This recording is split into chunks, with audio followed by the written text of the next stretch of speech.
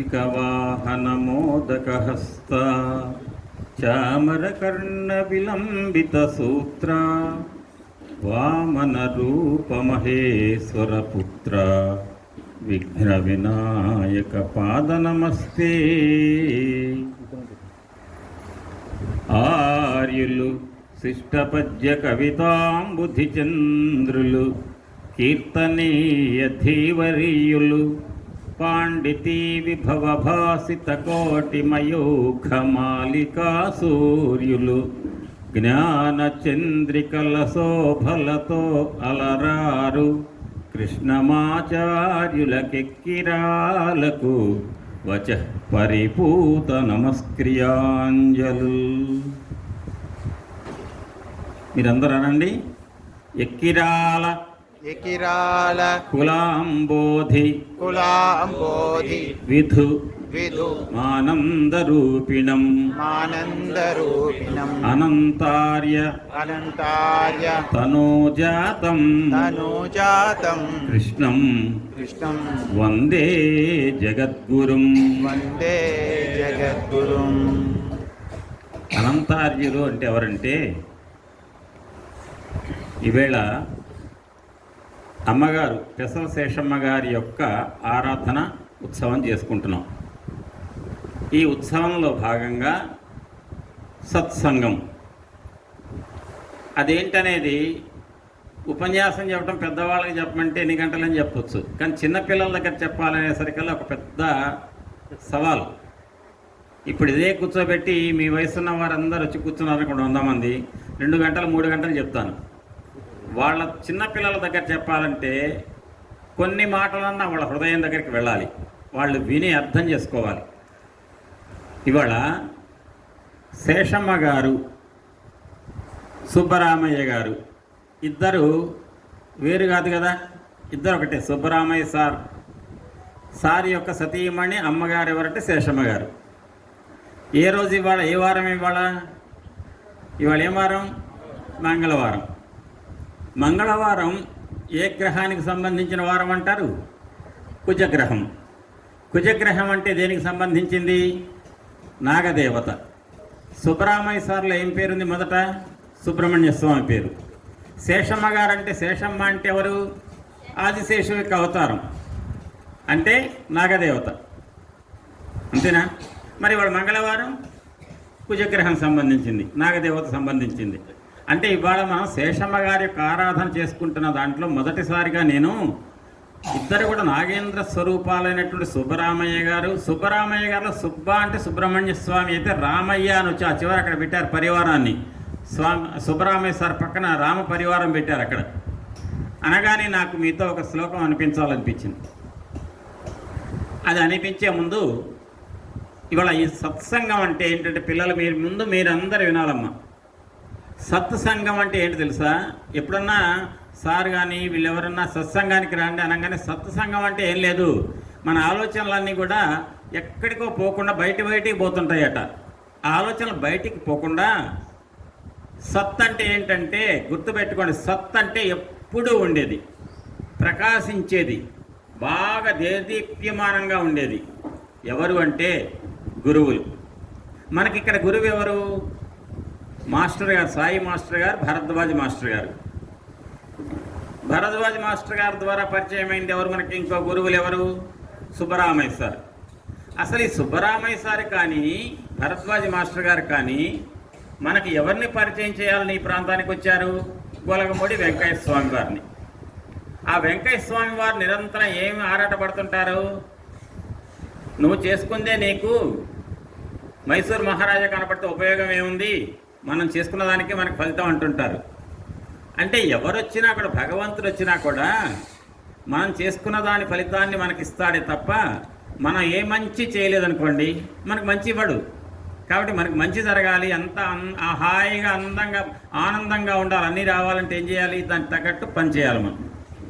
మీకు మార్కులు బాగా రావాలంటే ఏం చేయాలి? మీరు ఏం చేస్తే మార్కులు బాగా వస్తాయి? చదవాలి. చదవకుండా ఇక్కడికి వచ్చి మీ టీచర్ గారు మీరు మంచిగా చెప్తారనుకుంటూ టీచర్లను పొగిడారనుకోండి, మీకు మార్కులు వస్తాయా? రావు. ఇక్కడ మార్కులు వచ్చినా కూడా మీకు అక్కడ రావు మార్కులు, దేవుడి దగ్గర రావు. పెద్ద ఉద్యోగాలు వచ్చే దగ్గర మార్కులు రావాలంటే ఏం చేయాలి? మనం చదువుకోవాలి. అంటే పిల్లలు చదువుకుంటేనే మార్కులు ఎట్టొస్తాయో, పెద్ద అయిన తర్వాత పెద్దవాళ్ళ సన్నిధి సుబ్బరామయ్య సారు, ఎక్కిరాల భరద్వాజ మాస్టర్ గారు, వాళ్ళిద్దరి యొక్క అనుగ్రహం వల్ల వెంకయ్య స్వామి వారి అనుగ్రహం, వెంకయ్య స్వామి వారు నిరంతరము కూడా ఈ ఆలయంలో ఉండి మనకు భగవంతుడి యొక్క కృప మనపై కురవాలి అని చెప్పి మన తరఫున ఆరాట పడుతుంటారు వెంకయ్య స్వామి వారు, పెద్ద తాతగారు మనకు. అటువంటి వెంకయ్య స్వామి వారి సన్నిధిలో ఈరోజు గొలగమూడిలో సాయి మాస్టర్ గారి స్కూల్లో చదువుతున్నటువంటి పిల్లలు మీరంతా కూడా మనం శేషమ్మ గారి ఆరాధన చేసుకుంటున్నామంటే, శేషమ్మ అనగానే ఏం చెప్పాను ఇందాక? నాగదేవత.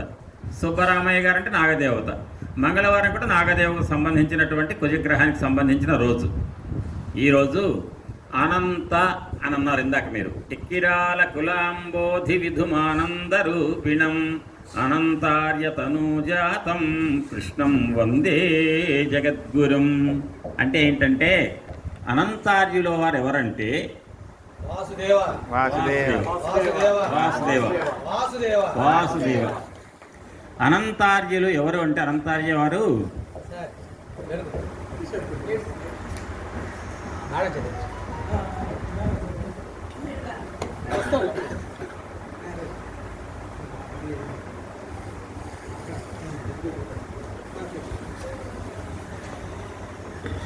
వాసుదేవ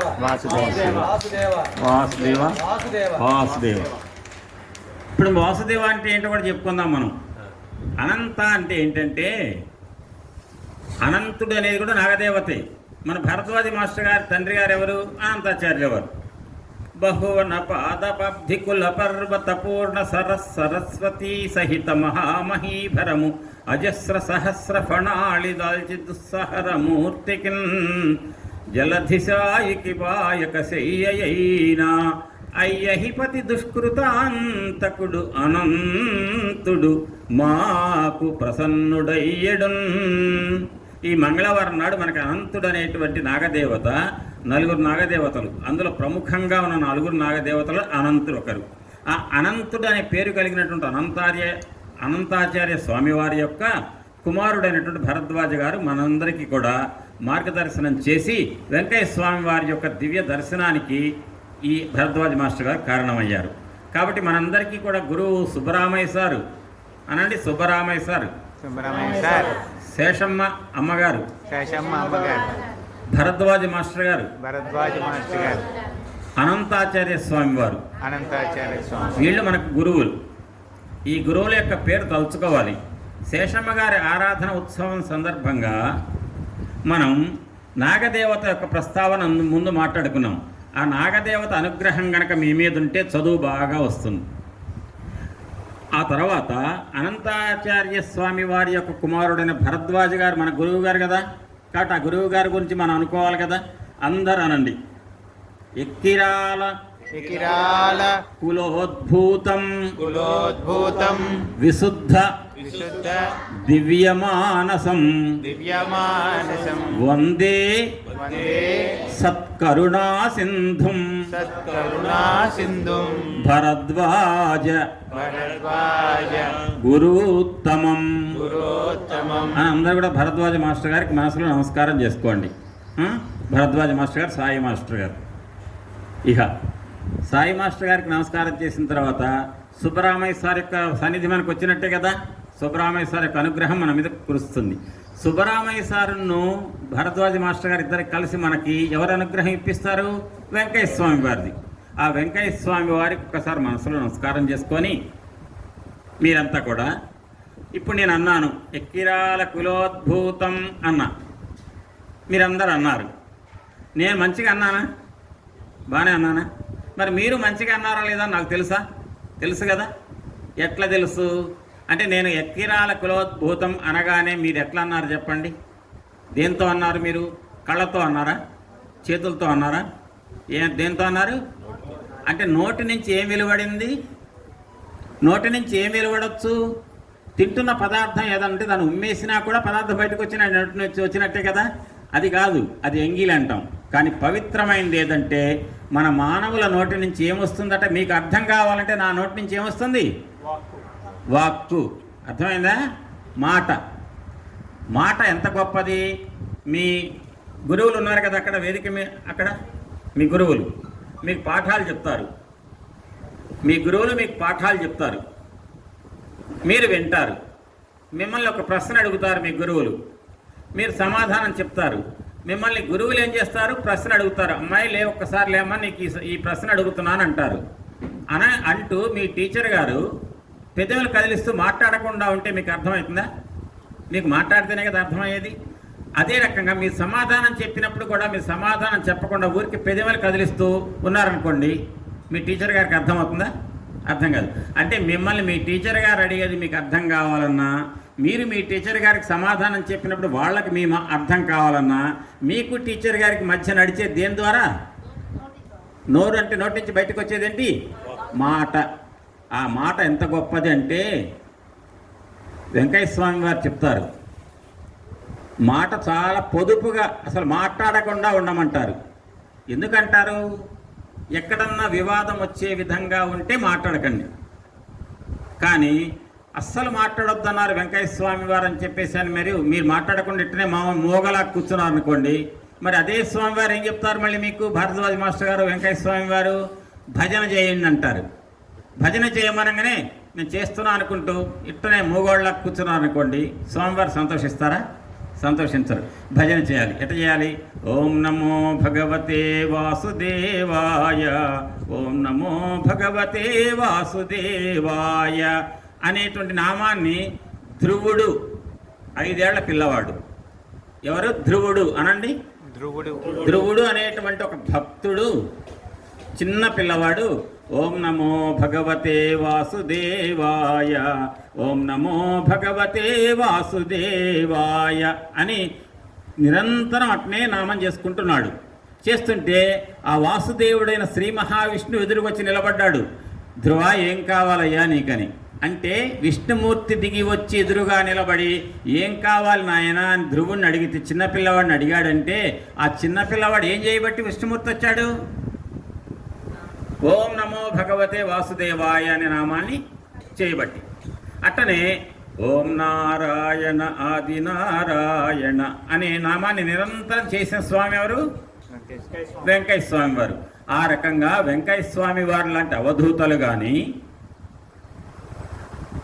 నారద మహర్షి లాంటి గురువు వచ్చి ధ్రువుడికి ఓం నమో భగవతే వాసుదేవాయ అని చెప్పి నిరంతరం అని చెప్తే, నారద మహర్షి చెప్పిన మాట విన ధ్రువుడు, ఆ నారదుడు గురువు కాబట్టి చెప్పినట్టు చేయాలి అని బుద్ధిలో పెట్టుకొని నిరంతరం ఓం నమో భగవతే వాసుదేవాయ, ఓం నమో భగవతే వాసుదేవాయ అన్నారు. అనగానే వెంటనే అనగా అనేక సార్లు మీతో అన్నా అనుకోండి, ఇప్పుడు మీరు ఇక్కడంతా నేను చెప్పేది వింటున్నారు. మీకు ఏదన్నా మీ ఇంటి దగ్గర జరిగేటువంటి విషయం గుర్తొస్తుందా? గుర్తురాదు. మీకు ఇప్పుడంతా మీ ధ్యాస అంతా, మీ మనస్సు అంతా ఎటువైపు ఉంది? నేను చెప్పే మాట మీద. అట్లా భగవంతుడు సంబంధించిన మాట ఎవరన్నా చెబుతుంటే మన మనస్సు ఆలోచించే మనస్సు ఎక్కడికి పోకుండా ఈ మాటల వైపే ఉందనుకోండి, అట్లా ఉండటాన్ని సత్సంగము అంటారు. సంగం అంటే కలిసి ఉండటం. సత్ అంటే ఏంటి? భగవంతుడి పేరు, గురువు గారి పేరు.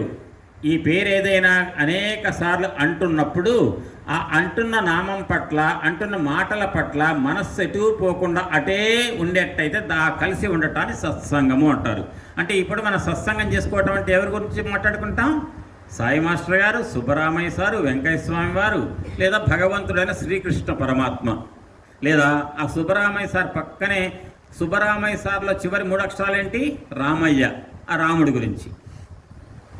ఇప్పుడు ఒక మాట మీకు చెప్పి మీతో రామచంద్రమూర్తి సంబంధించినట్టు ఒక మాట అనిపిస్తాను.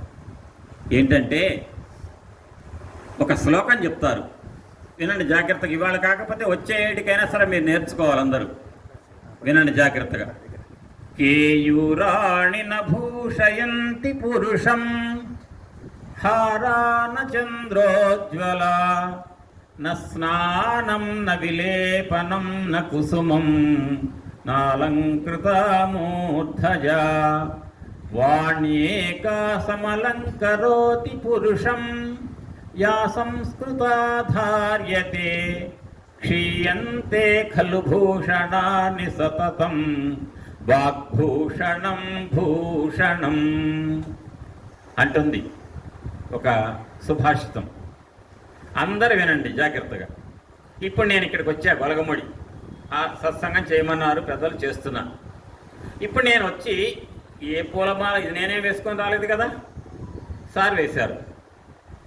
నేను ఎంత ఖరీదైన చొక్కా వేసుకున్నానో మీకు అవసరమా? లేదు. నేను గంధం కానీ పెద్ద విలువైనటువంటి నూనెలు రాసుకున్నానా? అది అవసరమా? లేదు. మీ దృష్టి అంతా దేని మీద ఉంటుంది? నేను చెప్పే మాట మీద. మాట మంచిగా ఉందనుకోండి, ఆనందపడతారు. అంతేగాని అచ్యుతరామారావు గారి ఖమ్మం నుంచి వచ్చాడండి, మంచి భలే బట్టలు వేసుకున్నాడు, ఆయన మెళ్ళో భలే భలే గొలుసులు వేసుకున్నాడు, లేకపోతే ఆయనట మంచి మంచి లేపనాలు పూసుకొచ్చుకున్నారు, మంచి మంచి బంగారపు వేసుకొచ్చుకున్నారు అని చెప్పి అవన్నీ అవసరమా? అంటే ఈ శ్లోకం ఏం చెప్తుందంటే, ఒక మనిషిగా పుట్టిన మనం సమాజంలో పెద్దవాళ్ళందరూ కూడా గొప్పగా అనుకోవాలంటే మనం ఒంటి మీద వేసుకున్నటువంటి బట్టలు కాదు, మెళ్ళో వేసుకున్న బంగారాలు కాదు, ఒంటి మీద పూసుకున్నటువంటి ఏం పూసుకుంటారు కొంతమంది, బాగా మంచి పక్క వాళ్ళకి వాసన రావాలని క్రీములు పూసుకుంటారు, అవి కాదు. స్నానం చేసేటప్పుడు నీళ్ళలో పన్నీరు పోసుకొని స్నానం చేస్తారు మంచి వాసన రావాలని. ఇవన్నీ కూడా ఆ రోజు పన్నీరు వేసుకొని స్నానం చేస్తే ఆ రోజు వరకే ఉంటుంది. ఆ రోజు ఏదైనా లేపన మంచిగా పూసుకొని వచ్చా అనుకోండి, ఇప్పుడు నేను ఉపన్యాసం చెప్పడానికి అందరికీ మంచిగా కనపడాలని చెప్పి కోటింగ్ వేసుకొచ్చా అనుకోండి, గట్టి కరెంటు పోయిందనుకోండి, ఫ్యాన్ తిరగకపోతే చెమట పడితే ఆ కోటింగ్ అంతా పోతుంది కదా. అదే అను కావాలా? అది గొప్ప కాదట. ఏది గొప్ప అంటే మనిషికి ఒంటి మీద పూసుకున్న లేపనాలు, బట్టలు, బంగారం, ఈ ఆభరణాలు, ఇవన్నీ ఎప్పుడైనా సరే పొయ్యేవేట. ఎట్టపోతే ఏం చెప్పా, ఒక క్రీమ్ కనుక పూసుకొని మేకప్ వేసుకొని కనుక వస్తే పొరపాటున కరెంటు పోతే చెమటకే పోతుంది. అది పూసుకోకుండా ఉంటేనే మంచిది. పూసుకోవటం వల్ల ఏమైనా చెమట పడి మొత్తం పోయి సార్లు ఏర్పడతాయి, సారికలు. అప్పుడు ఏమంటారు, ఎందుక పూసుకొని రావటం అని అంటారు. కాబట్టి పూసుకున్నటువంటి లేపనం కానీ, నెత్తికి రాసుకున్నటువంటి నూనెల యొక్క సుగంధాల సంబంధించిన తైలం కానీ, ఒంటి మీద వేసుకున్న వస్త్రం కానీ, ఒంటికి పెట్టుకున్నట్టు పెద్ద పెద్ద బంగారు ఆభరణాలు లాంటివి ఏమన్నా ఉంటే ఒకరోజు ఉంటాయి, ఏడాది ఉంటాయి. పూసుకున్న క్రీమ్ ఒక రోజులో పోతుంది. బంగారం 10 ఏళ్ళు కాదు 40 ఏళ్ళకైనా పోతుంది. కానీ పోకుండా ఉండేది ఏదంటే ఎప్పటికైనా మీరు ఇప్పుడు 10 ఏళ్ల పిల్లలు, మీకు ఇంకా 50 ఏళ్ల తర్వాత మీకు 60 ఏళ్ల వయసు వస్తుంది. అప్పుడు కూడా మీరు ఫలానా ఫిబ్రవరి 11, 2025 నాడు ఖమ్మం నుంచి అచ్యుతరామారావు ఆయన వచ్చి భలే ఒక మాట చెప్పారు కదా అని అది గుర్తుపెట్టుకుంటారుగా. అది గుర్తొస్తుంది. అంటే మంచి మాట ఎప్పటికైనా గుర్తొస్తుంది. అంటే మనిషి మంచివాడా కాదా అని మన చుట్టుపక్కల ఉన్న వాళ్ళు కనుక మనల్ని లెక్క వేసుకోవాలి అంటే మనం మాట్లాడే దాంట్లో ఎదుటి వాళ్ళకి ఎంతో ఉపయోగపడింది. అర్థమైందా? ఇప్పుడు చెప్పండి, మనిషికి ఒంటి మీద పెట్టుకున్న ఆభరణాలు, ఈ క్రీములు, ఇవన్నీ ముఖ్యమా? అన్నిటికంటే ముఖ్యం ఏది మనిషికి? మాట. నోటి నుంచి వచ్చే మాట ఎంత మంచిదైతే, ఆ మాట మీకు ఎంత ఉపయోగపడితే, మీరెంత బాగుపడితే అప్పుడు నన్ను అంతగా చెప్పుకుంటారు.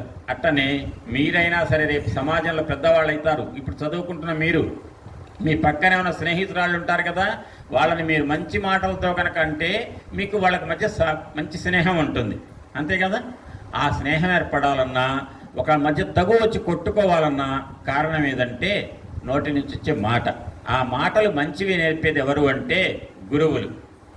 ఆ గురువుల దగ్గర మీకు మంచి సాంగత్యం ఏర్పడాలంటే ఎవరు అనుగ్రహం ఉండాలి?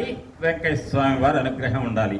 వెంకయ్య స్వామి వారి అనుగ్రహం కావాలంటే ఏం చేయాలి? నిరంతరం కూడా వెంకయ్య స్వామి వారు చెప్పినటువంటి ఓం నారాయణ ఆది నారాయణ, ఓం నారాయణ ఆది నారాయణ, అవకాశం వచ్చినప్పుడల్లా మీకు ఎంత అవకాశం వస్తే అన్నిసార్లు నామ సంకీర్తన చేయాలి. గురువుగా చేయిస్తారుగా, మీతోటి చేయించినప్పుడు మీరు అంటుంటారుగా ఓం నారాయణ ఆది నారాయణ.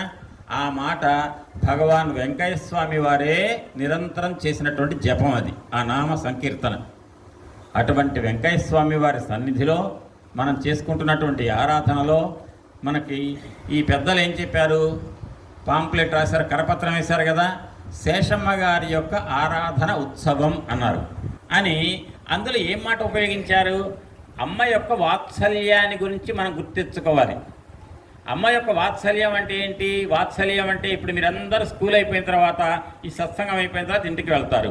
ప్రతిరోజు స్కూల్కి వెళ్ళిన వచ్చినటువంటి మీరు స్కూల్లో టీచర్ గారు పాఠాలు చెప్తారు, మధ్యాహ్నం ఇంటికి వెళ్తారు, లేకపోతే మధ్యాహ్నం స్కూల్లో సాయంత్రం ఇంటికి వెళ్తారు. ఇంటికి వెళ్ళగానే మీ అమ్మ వాళ్ళు ఏం చేస్తారు? ఏం చేస్తారు? మీకు తాగడానికి ఏమైనా ఇస్తారా? ఇంకో గంట కాగానే తినడానికి పెడతారా?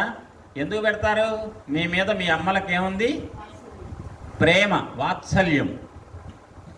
మీ ఇంటికి వెళితే మీ అమ్మ మీకు పెట్టడం గొప్ప కాదు, కానీ ఈ అమ్మ శేషమ్మ గారు ఈ వచ్చినటువంటి శిష్యులందరికీ కూడా శేషమ్మ అమ్మగారి యొక్క వాత్సల్యం గురించి గుర్తు తెచ్చుకోవాలి అని చెప్పేసి, నిజంగా జన్మనిచ్చిన తల్లి కాకపోయినా అంతకంటే ఎక్కువగా ఆ తల్లి యొక్క వాత్సల్యం గురించి మనం మాట్లాడుకోవాలనేటువంటి మాట పాంప్లెట్లు రాశారు కరపత్రంలో. అంటే ఆ అమ్మ యొక్క ప్రచోదనం, అమ్మ యొక్క సహకారం వల్ల సుబ్బరామయ్య సార్ ఎంత పనికొచ్చే మంచి మంచి మాటలు చెప్పి మిమ్మల్ని సాధనలో ఉంచితే మీరు బాగుపడితే చెప్పుకుంటున్నారు ఇవాళ. అంటే సుబ్బరామయ్య సార్ ఇవాళ ఎదురు కనపడుతున్నారా?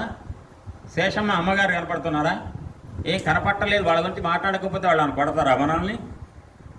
అంటే మనుషులుగా పుట్టిన మనం ఏం చేయాలంటే, వాళ్ళు శరీరంలో ఉన్నప్పుడు సుబ్బరామయ్య సారు, శేషమ్మ గారు వాళ్ళు ఎన్నైతే మంచి మాటలు చెప్పి బాగుపడటానికి సంబంధించిన మాటలు చెప్పి ఆనంద పెట్టారో ఆ మాటలు ఈరోజుకి గుర్తు చేసుకుంటున్నారు.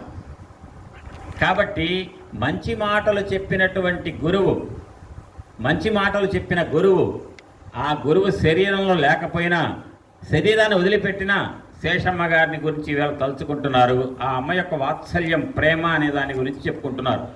చెప్పుకోవాలని ఆరాటంతో ఆ ఊరు ఈ ఊరు నుంచి వచ్చారు, మద్రాసు నుంచి, బెంగళూరు నుంచి పిల్లలు. వాళ్ళ పిల్లలే శేషమ్మ గారికి, మీకంటే పెద్దవాళ్ళు కావచ్చు. అంటే మనకు భారతీయులుగా పుట్టిన మనందరం కూడా భారతదేశం యొక్క సాంప్రదాయంలో ఒక గొప్ప మాట ఉంది. ఆ గొప్ప మాట చెప్పే ముందు ఒక మాట అంటా మీతోటి, మీరు కూడా అనండి. నమోస్తు రామాయ సలక్ష్మణాయ దేవ్యై చ తస్యై జనకాత్మజాయై నమోస్తు రుద్రేంద్ర యమానిలేభ్యో నమోస్తు చంద్రార్క మరుత్ గణేభ్యః. ఈ శ్లోకం ఎవరో చెప్పనా చెప్పింది? ఒక ప్రశ్న అడుగుతా మిమ్మల్ని, చెప్పండి. అంటే మీకు తెలవకపోవచ్చు, చిన్నపిల్లలు కాబట్టి. వెంకయ్య స్వామి వారి దగ్గరికి వచ్చారట కొంతమంది భక్తులు. ఆ భక్తులలో ఒక భక్తురాలకి బాగా కోరికలన్నీ తీరినాయి. కోరికలు తిరగనే, స్వామి మీకు ఎందుకండి ఆ చెట్టు కింద ఈ చెట్టు కింద వర్షాల్లో తడుచుకుంటూ తిరగటం, మీకు ఆశ్రమం మంచిది కట్టిస్తానన్నారట భక్తురాల దగ్గర డబ్బులు బాగా ఉండి. అప్పుడు ఆ స్వామివారు ఏమన్నారా? నాకు దొరికింది నాటికి ఒక మంచి ఆమె, డబ్బులు బాగున్నాయి, నాకు మంచి బిల్డింగ్ కట్టి అన్నారా? వెంకయ్య స్వామివారు అనలే. ఏమన్నారు? పోయి గొలగముళ్ళలో ఆంజనేయ స్వామి వారి గుడికి ప్రహరీ కూడా కట్టించు అన్నారట. అంతేగాని నాకు ఒక ఇల్లు కట్టిస్తా అన్నా కూడా వెంకయ్య స్వామి వారు ఒప్పుకోలేదు. ఆంజనేయ స్వామి వారి గుడి ప్రాకారం కట్టించమన్నారు, అని ప్రహరీ గోడ చుట్టూ. ఎందుకట?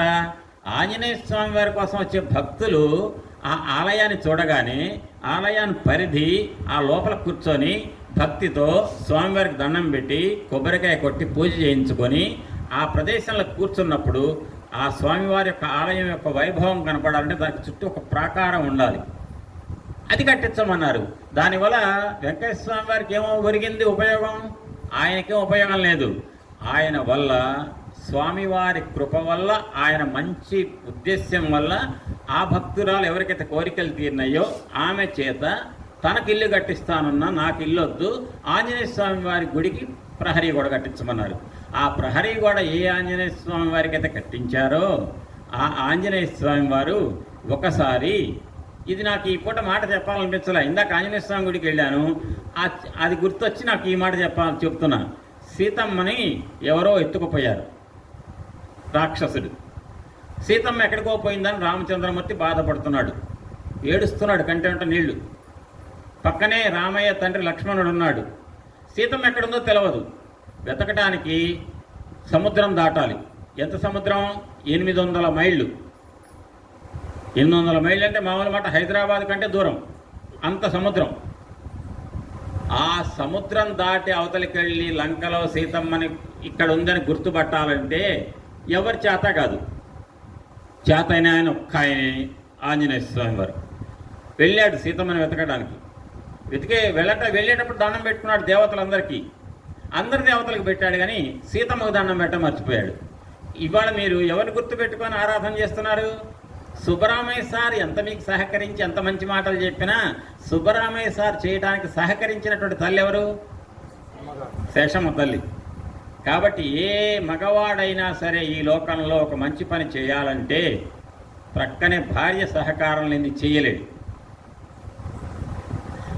ఆ రకంగా సుబ్బరామయ్య సార్ యొక్క గొప్పతనాన్ని సమాజంలో 10 మందికి ఉపయోగపడేట్టు చేయాలంటే శేషమ్మ గారు కనుక నువ్వు చేయడానికి లేదు అనంటే సుబ్బరామయ్య సార్ చేయగలుగుతారా? చేయలేరు. ఎక్కిరాల కృష్ణమాచార్యుల వారు కూడా హోమియో వైద్యం చేయాలని అన్ని వీళ్ళకి తిరిగేవాడు. రాత్రి తెల్లవారుజాము 4 వచ్చేవాట, సాయంత్రం వెళ్ళి. ఆయనకు పిల్లలు ఎంతమంది? 7 పిల్లలు. ఆ పిల్లలందరూ ఇంట్లోనే ఉన్నారు. వాళ్ళని పట్టించుకోకుండా వదిలిపెట్టి వెళ్ళి ఎవరికో ఆరోగ్యం బాగాలేదంటే వాళ్ళ ఇంటికి పోయి హోమియోపతి మంది ఇచ్చి తెల్లవారుదామని వచ్చేవాట. ఏమండి పని పాట లేదా? మన పిల్లలు ఇంత ఇంట్లో ఉండగా మీరు ఆ వైద్యం చేయడానికి ఆ ఇంటికి ఇంటికి పడిపోవటం ఏంటి అని చెప్పి ఒక్క మాట కనుక అప్పమాంబ గారు అన్నారనుకో, కృష్ణమాచార్యులు గారు బయటకు వెళ్ళగలుగుతారా? అదే రకంగా మంగతాయారు గారు కనుక భరద్వాజ్ గారిని ఏమండి ఐఏఎస్ అయ్యారుగా శుభ్రంగా కలెక్టర్ అవుదురు కానీ మీకు ఎందుకండి ఇవన్నీ, ఈ సాయి మాస్టర్ ఎందుకండి, ఈ సాయిబాబా ఎందుకు అన్నారనుకో, ఆయన ఐఏఎస్ వదులుకొని ఇటు వచ్చారు భరద్వాజ్ గారు.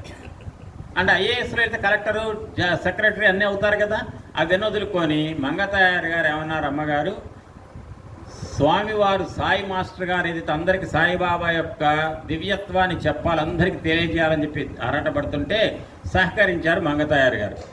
శేషమ్మ గారు కూడా సుబ్బరామయ్య సారికి సహకరించారు. అనంతాచార్యుల వారికి లోకమే సహకరించింది. ఈ రకంగా ఆడవాళ్ళు ఈ లోకంలో తన భర్తకు సహకరించకపోతే ఆ మగవాడు ఏ పని చేయలేడు. అటువంటి స్త్రీమూర్తి అయినటువంటి తల్లి అయినటువంటి సీతమ్మను ఎవడో అపహరించుకుపోయాడు రాక్షసుడు. రాముడు ఏడుస్తున్నాడు, అయ్యా రామా నీ భార్య ఎక్కడుందో ఎతకడానికి మా ఆంజనేయుడు వెళ్తాడు అన్నాడు సుగ్రీవుడు. ఆంజనేయుడు వెళ్ళేటప్పుడు అందరికీ దండం పెట్టాడు, కానీ ఆంజనేయ స్వామి వారు సముద్రం దాటడానికి ఎగరటానికి ఆకాశంలో ఎగరటానికి ఆంజనేయ స్వామి వారు సిద్ధమయ్యి దండం అందరికి పెట్టాడు. ససూర్యాయ మహేంద్రాయ పవనాయ స్వయం భువే భూతేభ్యశ్చంజలిం కృత్వా చకారగమనే మతి అని సూర్యభగవానుడు గురువు గారు. ఆకాశంలో ఎవరు కనపడుతున్నాడు ఇప్పుడు ఎర్రగా? సూర్యుడు. ఆయన ఎవరికి గురువు? ఆంజనేయ స్వామి వారికి విద్యలు నేర్పిన గురువు గారట సూర్యుడు. ఆయనకు నమస్కారం పెట్టాడు, ఇంద్రుడికి నమస్కారం పెట్టాడు, తండ్రి గారు వాయుదేవుడికి నమస్కారం పెట్టాడు. కానీ అందరికి పెట్టాడు, సీతమ్మకి పెట్టలే నమస్కారం. సముద్రం దాటి వెళ్ళాడు, వెతికాడు, సీతమ్మ కనపడలే. ఆయన ఏడవటం మొదలుపెట్టాడు ఆంజనేయ స్వామి వారు. సీతమ్మ కనపడలే, ఎందుకు నా బతుకు, ఇక నేను బతకను, నేను ప్రాణం వదిలిపెడతా, ఆత్మహత్య చేసుకుంటా అన్నట్ట. వెంటనే ఆంజనేయ స్వామి వారు వెంటనే బుద్ధిమంతుడు కదా ఆయన పేరు తలుచుకుంటే చదువులు బాగా వస్తాయి. జై హనుమాన్ అనండి. జై హనుమాన్. జై హనుమాన్. జై హనుమాన్. జై హనుమాన్. జై హనుమాన్. శ్రీ హనుమాన్ జయ హనుమాన్ జయ జయ హనుమాన్ అనండి. శ్రీ హనుమాన్ జయ హనుమాన్ జయ జయ హనుమాన్. శ్రీ హనుమాన్ జయ హనుమాన్ జయ జయ హనుమాన్. శ్రీ హనుమాన్ జయ హనుమాన్ జయ జయ హనుమాన్. శ్రీ హనుమాన్ జయ హనుమాన్ జయ జయ హనుమాన్. శ్రీ హనుమాన్ జయ హనుమాన్ జయ జయ హనుమాన్. శ్రీ హనుమాన్ జయ హనుమాన్ జయ జయ హనుమాన్. శ్రీ హనుమాన్ జయ హనుమాన్ జయ జయ హనుమాన్. ఇప్పుడు నాకు ఒక మాట చెప్పు, ఎన్నిసార్లు అనిపించాను? వేళ్ళు చూపించండి. 4, 3, 2? 4 3 కరెక్టే చెప్పండి. ఎన్నిసార్లు అనిపించా? 4 అంతేనా? ఆ అమ్మాయి చెప్పింది కాబట్టి 4 ఒప్పుకుందాం. నేను 4 సార్లు అనిపించా. ఎందుకని పెద్దవాళ్ళు చెప్పింది నాకు లెక్క కాదు కదా. మీరు చెప్పారు 4 సార్లు, అదే నిజం. ఎందుకో తెలుసా, ఎప్పుడైనా సరే శ్రీ హనుమాన్ జయ హనుమాన్ జయ జయ హనుమాన్ అనే మంత్రం చదివితే బుద్ధి బాగా పెరిగి మంచి మార్కులు వస్తాయి, చదువు బాగా వస్తుంది, పెద్దవాళ్ళని గౌరవిస్తారు. ఎందుకు 4 సార్లు అన్నానంటే, ఇప్పుడు నాకున్న చెప్పాక ముందే నా సవాల్ నాకేంటంటే, ఇంతమంది పెద్దవాళ్ళు ఇంకో 200 మంది కూర్చుంటే 2 గంటలు కూర్చు చెప్తా, కదలకుండా చేస్తా. కానీ పిల్లలకి ఒక్క మాట ఎక్కినా చాలు, అది నా ఆరాటం. సాయంత్రం రేపు పొద్దున రేపు సాయంత్రం చెప్పేదంటే పిల్లలు ఉండరు కాబట్టి నా ఇష్టం, నేను ఇక భాగవతాన్ని ఏ లెవెల్లో చెప్పాలో ఆ లెవెల్లో చెప్తా. ఇప్పుడు నాకు కావాల్సిన 2 మాటలన్నా పిల్లలకి వెళ్ళాలి. శ్రీ హనుమాన్ జయ హనుమాన్ జయ జయ హనుమాన్. చెప్పండి, అందులో జయ ఎన్నిసార్లు వచ్చింది? అందులో ఆ పిల్లలే చెప్పాలి. ఒక్కళ్ళు ఎవరు నిలబడి చెప్పండి ఎన్నిసార్లు వచ్చింది. ఇందులో ఎవరు నిలబడగలుగుతారు? ధైర్యం ఉంటే ఎవరున్నా, నేనే ఎవరే ఏమన్నాం కదా, ఒక్కళ్ళు నిలబడండి. ఎన్నిసార్లు వచ్చింది జయ? అందులో ఎన్నిసార్లు? 3 సార్లు. ఎక్కడొచ్చింది? శ్రీ హనుమాన్, అందులో జయ లేదు కదా. జయ హనుమాన్ ఒకసారి ఉంది కదా. జయ జయ హనుమాన్ ఎన్నిసార్లు ఉంది? 2. మొత్తం కలిపి 3 సార్లు. హనుమాన్ ఎన్నిసార్లు వచ్చింది? శ్రీ హనుమాన్ జయ హనుమాన్ జయ జయ హనుమాన్. అంటే జయ 3 సార్లు వచ్చింది, హనుమాన్ 3 సార్లు వచ్చింది. అట్లాంటి 3 సార్లు వచ్చిన హనుమాన్ అనే పేరుని ఎన్నిసార్లు అనిపించా? 4. 4 3 ఎన్ని? 12. ఆంజనేయ స్వామి పేరు ఎప్పుడైనా సరే 12 సార్లు అనాలట. మంత్రం, అది మంత్రశాస్త్రం చెప్పే మాట, అర్థమైందా? అందుకే ఆపదామపహర్తారం దాతారం సర్వసంపదాం లోకాభిరామం శ్రీరామం భూయో భూయో నమామ్యహం. హనుమాన్ అంజనాసూను వాయుపుత్రో మహాబలః రామేష్ట ఫల్గుణస్సకః పింగాక్షో అమిత విక్రమః ఉదధిక్రమణశ్చైవ సీతా శోక వినాశకః లక్ష్మణ ప్రణదాతా చ దశగ్రీవస్య దర్పః. తర్వాత ఏంటి? ద్వాదశైతాని నామాని. ద్వాదశైతాని అంటే అర్థం ఏంటి? ఎన్నిసార్లు? ద్వాదశ అంటే ఎన్ని? 12. అంటే ఆంజనేయ స్వామికి 12 పేర్లు ఉన్నాయి. 12 పేర్లతో ఇప్పుడు నేను అన్న శ్లోకాలు. అంటే ఆంజనేయ స్వామిని ఎప్పుడన్నా పలికేట ఎన్నిసార్లు పలకాలట నామాన్ని? 12. ఒకసారి శ్రీ హనుమాన్ జయ హనుమాన్ జయ జయ హనుమాన్లో 3 సార్లు వచ్చినప్పుడు 12 రావాలంటే ఎన్నిసార్లు అనాలి? 4 సార్లు అన్నారు కదా. అటువంటి ఆంజనేయ స్వామి వారు బుద్ధిమంతుడు, ఆయనకు మించిన దైవం ఈ లోకంలో లేదు కదా. ఆ ఆంజనేయ స్వామి వారిని వెంకటేశ్వర స్వామి వారు నిరంతరం కూడా కొలిచి, ఎవరన్నా చెప్పా కదా, ఒక ఆమెకు బాగా ఇబ్బందులన్నీ తొలగిపోతే డబ్బులు బాగా ఉన్నాయి, ఇల్లు కట్టిస్తా స్వామి అంటే, నాకెందుకు గొలగముడు ఆంజనేయ స్వామి వారికి చుట్టుపారు కూడా కట్టించు అన్నారట. అంటే ఆంజనేయ స్వామి వారు అంటే వెంకటేశ్వర స్వామి వారికి ఎంత ఇష్టం? అంత ఇష్టమైన ఆంజనేయ స్వామి వారు సీతమ్మని వెతకడానికి వెళ్తే సీత కనపడకపోతే కళ్ళమని నీళ్లు కార్చి తన ప్రాణం తీసుకుందాం అనుకున్నట్ట. కానీ వెంటనే అన్నట్ట, బ్రతికి ఉంటే బలుసాకు తినవచ్చు, ఎవరు చచ్చిపోకూడదు. ఎవరు చచ్చిపోవడానికి ఎవరికి అర్హత లేదు. భగవంతుడు మనకు పుట్టించాడు. ఎన్నాళ్ళు ఇస్తే అన్నాళ్ళు ఆయుష్ బ్రతికి చదివి పెద్దవాళ్ళని గౌరవించి సమాజంలో భగవత్ సేవ చేసి సత్సంగం చేయాలి అని చెప్పేసినట్టు ఒక మాటను అక్కడ చెప్పి రామాయణంలో ఆంజనేయ స్వామి వారు చివరికి అన్నట్ట, నేను ఎందుకు వెతకకూడదు? తప్పకుండా వెతుకుతా. కానీ ఒక తప్పు చేశా. సముద్రం అవతల ఆకాశంలోకి ఎగిరేటప్పుడు అందరికీ దండం పెట్టా, కానీ ఒక్కళ్ళని మర్చిపోయా. ఎవరిని? అమ్మని, సీతమ్మని. అమ్మని మర్చిపోవటం కంటే తప్పు ఇంకొకటి లేదు. కాబట్టి అమ్మని గుర్తు తెచ్చుకున్నాడు. తెచ్చుకొని ఇందాక మీరు అన్నారే, నమోస్తు రామాయ సలక్ష్మణాయ దేవ్యై చ తస్యై జనకాత్మజాయై. జనకాత్మజ అంటే సీతమ్మ. సీతమ్మకి దండం పెట్టాడు కదా. అప్పుడు 2-3 గంటలు ఎత్తికినటువంటి ఆంజనేయ స్వామి వారికి సీతమ్మ దొరకలేదు. ఒక్కసారి జనకాత్మజాయి అని సీతమ్మకి దండం పెట్టగానే సీతమ్మ కనపడిందట. అక్కడ కనపడిందమ్మ, సీతమ్మ కనపడిందని ఒక్కసారి కళ్ళు వెంట నీళ్లు ధారాపాతంగా, నాకు సీతమ్మ దర్శనమైంది, సీతమ్మ దర్శనమైంది, మా అమ్మ అని చెప్పి సీతమ్మకి దండం పెట్టి చెట్టు మీద కూర్చొని సీతమ్మ గురించి చూసి మొత్తం అక్కడ జరిగిన కథ అంతా వేరే. చివరికి ఆ సీతమ్మ చెట్టు కింద కనపడిందయ్యా అని చెప్పి రామచంద్రమూర్తికి చెప్పాడు ఆంజనేయ స్వామి వారు. సీతమ్మ కనపడటానికి కారణం ఏది ఉపయోగపడింది? ముందు ఏది కనపడకుండా బాధ పెట్టింది ఆంజనేయుడిని? సీతమ్మకు దండం పెట్టకపోవటం వల్ల. సీతమ్మకు దండం పెట్టిన తర్వాత ఆంజనేయ స్వామి వారికి సీతమ్మ కనపడింది. ఇప్పుడు అట్టనే మీరు కూడా శేషమ్మ గారిని సుబ్బరామయ్య సారు మీ అందరి యొక్క బ్రతుకులను మార్చడానికి మంచి సాధనా మార్గాలు చెప్పి మిమ్మల్ని అనుగ్రహించినటువంటి అవధూత అయితే, ఆ అవధూత అయినటువంటి సుబ్బరామయ్య సారి యొక్క శక్తి, సుబ్బరామయ్య సారిని వెనక ఉండి నడిపించి మీ అందరికీ కూడా మంచిని పంచిపెట్టిన తల్లి ఎవరు? శేషమ్మ. శేషమ్మ తల్లి యొక్క ఆరాధన మీరు చేసుకుంటున్నారు. అంటే ఎప్పుడైనా ఆంజనేయ స్వామి వారు సీతమ్మను చూడటానికి అట్లా ఆరాటపడి వెళ్ళారో, మీరు కూడా శేషమ్మ తల్లి యొక్క దివ్యమైనటువంటి అనుభూతులు, అంటే ఆ అమ్మాయి నుంచి నేర్చుకున్నటువంటి ఆ అమ్మాయి యొక్క వాత్సల్యాన్ని మీరు ఎంతో పొందినటువంటి మీరు ఆ వాత్సల్యాన్ని గుర్తు చేసుకోవడం కోసం సంవత్సరంలో ఒక రోజు ఇక్కడ కలవాలనుకున్నారు. అది ఆరాధన. వాత్సల్యం అంటే వినండి జాగ్రత్తగా. వాత్సల్యం అంటే ఏంటి? మీకు చెప్పా ఇందాక, స్కూల్ నుంచి ఇంటికి వెళ్ళంగానే మీ తల్లులందరూ మీకు ఏం పెడతారు? ఎవరి ఇంటికి వెళ్తే వాళ్ళ అమ్మ ఆ పిల్లకి ఏం పెడతారు? ఏదో ఒక తినడానికి పెడతారు, అది తాగటానికి పాలు ఏవో ఇస్తారు. ఇచ్చేటప్పుడు ఎందుకు ఇస్తారు అంటే మీరేమైనా ఇస్తారనే? మీరు హోటల్కి పోయి ఏదైనా పాలు అడిగితే ఏమంటారు? హోటల్ ఆయన ఇగో తీసుకో అంటారా? ఏమడుగుతాడు? పాలు ఇమ్మంటే ఏమడుగుతాడు ఆయన? డబ్బులు అడుగుతాడు. అదే మీ అమ్మ డబ్బులు అడుగుతుందా? అడగదు. ఎందుకని? మీ అమ్మకు ఒకవేళ గ్లాస్ పాలే ఉన్నాయి, ఆమె పొద్దునుంచి తాగలే, మీరు అడిగారు అమ్మ నాకు పాలు కావాలంటే, ఆ పాలు అక్కడ ఉన్నాయి, లేదే నేను పొద్దునుంచి తాగలేదు, నేను ఇవ్వను, నేను తాగాలంటుందా మేమ్మ? ఏమంటుంది? నువ్వు తాగమ్మా అని ఇస్తుంది. ఆమెకు ఆకలైనా ఇస్తుంది. ఎందుకని? అమ్మ అంటే అంతే. అమ్మకి ఎంత ప్రేమ అంటే, ఒక ఆవుకు దూడ పుట్టగానే ఆ దూడ మీద ఉన్నటువంటి మావి ఉంటుంది, ఆ మావిని తల్లి ఆవు నాలుకతో తుడుస్తూ బాగా నాకుతుంది. ఆ నాకటాన్ని వాత్సల్యం అంటారు. అది వాత్సల్యం. ఇంకేదన్నా దూడస్తే నాకుతుందా? ఏ ఆవు తన దూడనే నాకుతుంది, నాలుకతో బాగా ఒళ్ళంతా నాకుతుంది, ప్రేమ చూపిస్తుంది. అది వాత్సల్యం. అదే రకంగా తన బిడ్డను తల్లి ఎంత ప్రేమతో చూస్తుందో, వాత్సల్యం చూపిస్తుందో, అట్లా అందరు బిడ్డలను కూడా సుబ్బరామయ్య సారి యొక్క శక్తిగా శేషమ్మ గారు వాత్సల్యం చూపించి మీ అందరికీ కూడా జీవితంలో ఎప్పటికీ మర్చిపోలేనటువంటి ఒక గొప్ప అనుభూతిని మీకు మిగిల్చారు.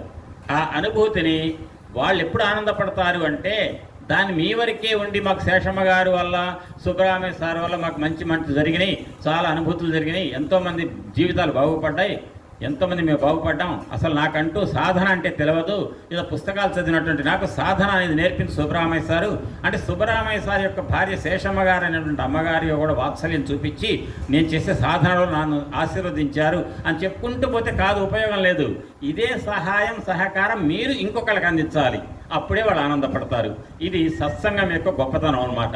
సత్సంగంలో తెలిసిన మాటను నాకు తెలుసు కానీ వీళ్ళకి చెప్తే అమ్మో ఎక్కడ నేర్చుకుంటారో నేను దాచిపెట్టుకున్నాను అనుకోండి, ఉపయోగమే ఉంది? నాకు తెలిసింది ఏదంటే మీకు చెప్పాలి తప్పకుండా. అది సత్సంగం అంటే ఇచ్చి పుచ్చుకోవటం. అంటే నాకు తెలిసింది ఎవరైతే ఇచ్చారో దాన్ని మళ్ళీ పుచ్చుకున్న దాన్ని తిరిగి ఇచ్చుకోవటం, అంటే ఎదుటి వాళ్ళకి ఇవ్వాలి. ఇదంతా ఏదైనా ఒక మాట చెప్పాలంటే ఎవరు ఇస్తున్నారు నాకు? భరద్వాజ మాస్టర్ గారు, ఎకరాల కృష్ణమాచార్యులు వారు, ఆంజనేయ స్వామి వారు, వెంకయ్య స్వామి వారు, వాళ్ళు ఎప్పుడైతే అనుగ్రహించి నాకు మాట చెప్పమని ఇచ్చారో అప్పుడు మీకు చెప్పడం నా ధర్మం. ఆ రకంగా చెప్తుంటే నేను మీకు చెప్పాలన్నా, మీరు నాకు సమాధానం చెప్పాలన్నా, మీకు నాకు మధ్యవర్తి ఎవరు? మాట ఏంటి? మాట. ఆ మాట యొక్క వైభవం ఇందాక ఏం చెప్పాను నేను? కేయూరాణిన భూషయంతి పురుషం అని చెప్పా కదా. అంటే మాట ఎంత గొప్పదంటే, మనిషికి మీరు ఇవాళ శరీరంలో లేకపోయినా సరే సుబ్బరామయ్య సారి గురించి, శేషమ్మ గారి గురించి, భరద్వాజ్ మాస్టర్ గారి గురించి మాట్లాడుకుంటున్నారంటే వాళ్ళు ఎదురుగా లేరు, వాళ్ళు మనల్ని అనలేరు. కానీ వాళ్ళ మంచి మాటలు ఏవైతే మీకు ఉపయోగపడ్డాయో అవన్నీ మీరు ఎదుటి వాళ్ళకు పంచాలని ఆరాటంతో ఆ మాటలను జ్ఞప్తికి తెచ్చుకుంటున్నారు.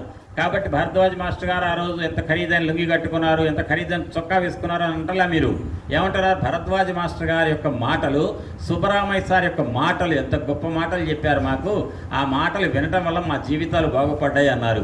కాబట్టి మనిషిని బాగు చేశారు అంటే ఆ బాగు చేసిన పెద్ద ఆయన అవధూత మిమ్మల్ని దేని ద్వారా బాగు చేశారు? వాక్కు ద్వారా, మాట ద్వారా. ఆ మాట మనిషికి నిజమైన ఆభరణం అని చెప్తుంది ఆ శ్లోకం. అది ఆ పిల్లల కోసం చెప్తున్నాను. చిన్న పిల్లలకి అర్థం కాకపోవచ్చు, ఒక స్థాయిలో ఉన్న పిల్లలకి అర్థం కావచ్చు. వాళ్ళ టీచర్లు అయితే వింటారు కదా, ఎందుకంటే వాళ్ళ టీచర్లు చెప్పాలి కదా, వాళ్ళని దృష్టిలో పెట్టుకొని చెప్తా. అమ్మ మీరు పిల్లలంతా వినండి, మీ టీచర్లు వింటున్నారు. నెక్స్ట్ తర్వాత మాట ఏంటంటే, వాక్ అయిన తర్వాత విద్య. విద్య అంటే ఏంటి? చదువు. చదువు అంటే ఏంటి? మీరు చదువుకుంటున్న పాఠాల్లో ఏముంటుందో నాకు తెలియదుగా, నేను పెద్ద క్లాసులుగా నేను చెప్పేది బీఎస్సీ అవి చెప్తాను నేను. మీ దగ్గర ఏమున్నాయి పాఠం, ఇప్పుడు పుస్తకం చదవాలి, కానీ మీ పుస్తకాలలో ఉన్న పాఠాన్ని మీ టీచర్లు మీకు చెప్తారు. ఆ పాఠం నేర్చుకోవటం వల్ల మీరు 5వ తరగతికి పూర్తి చేసుకున్నాక 6 నుంచి 10 ఇంకోసారి చదువుతారు, 10 నుంచి ఇంటర్మీడియట్ చదువుతారు, తర్వాత ఇంజనీరింగ్ చదువుతారు, తర్వాత డాక్టర్ ఎంబీబీఎస్ చదువుతారు, రకరకాల వృత్తులు చదువులు చదువుతారు. ఈ చదువంతా చదివిన తర్వాత ఇప్పుడు నేను ఇక్కడికి వచ్చాను, నేను ఖమ్మం, నాకు వేణుగోపాలరావు సార్ మొన్ననే పరిచయం, శ్రీనివాస్ గారు ఒక 7 ఏళ్ల కింద పరిచయం, ప్రసాద్ గారు ఈవేళ పరిచయం. కానీ మీకు నాకు ఏం పరిచయం? ఏమంటే ఆయన అచ్యుతరామారావు గారు భలే కారు బాగా నడుపుతాట, మోటార్ సైకిల్ బాగా నడుపుతాట అని పిలుస్తారా నన్ను ఇక్కడికి? ఎందుకు పిలిచారు నన్ను? మాటలు ఏదో చెప్తాడని.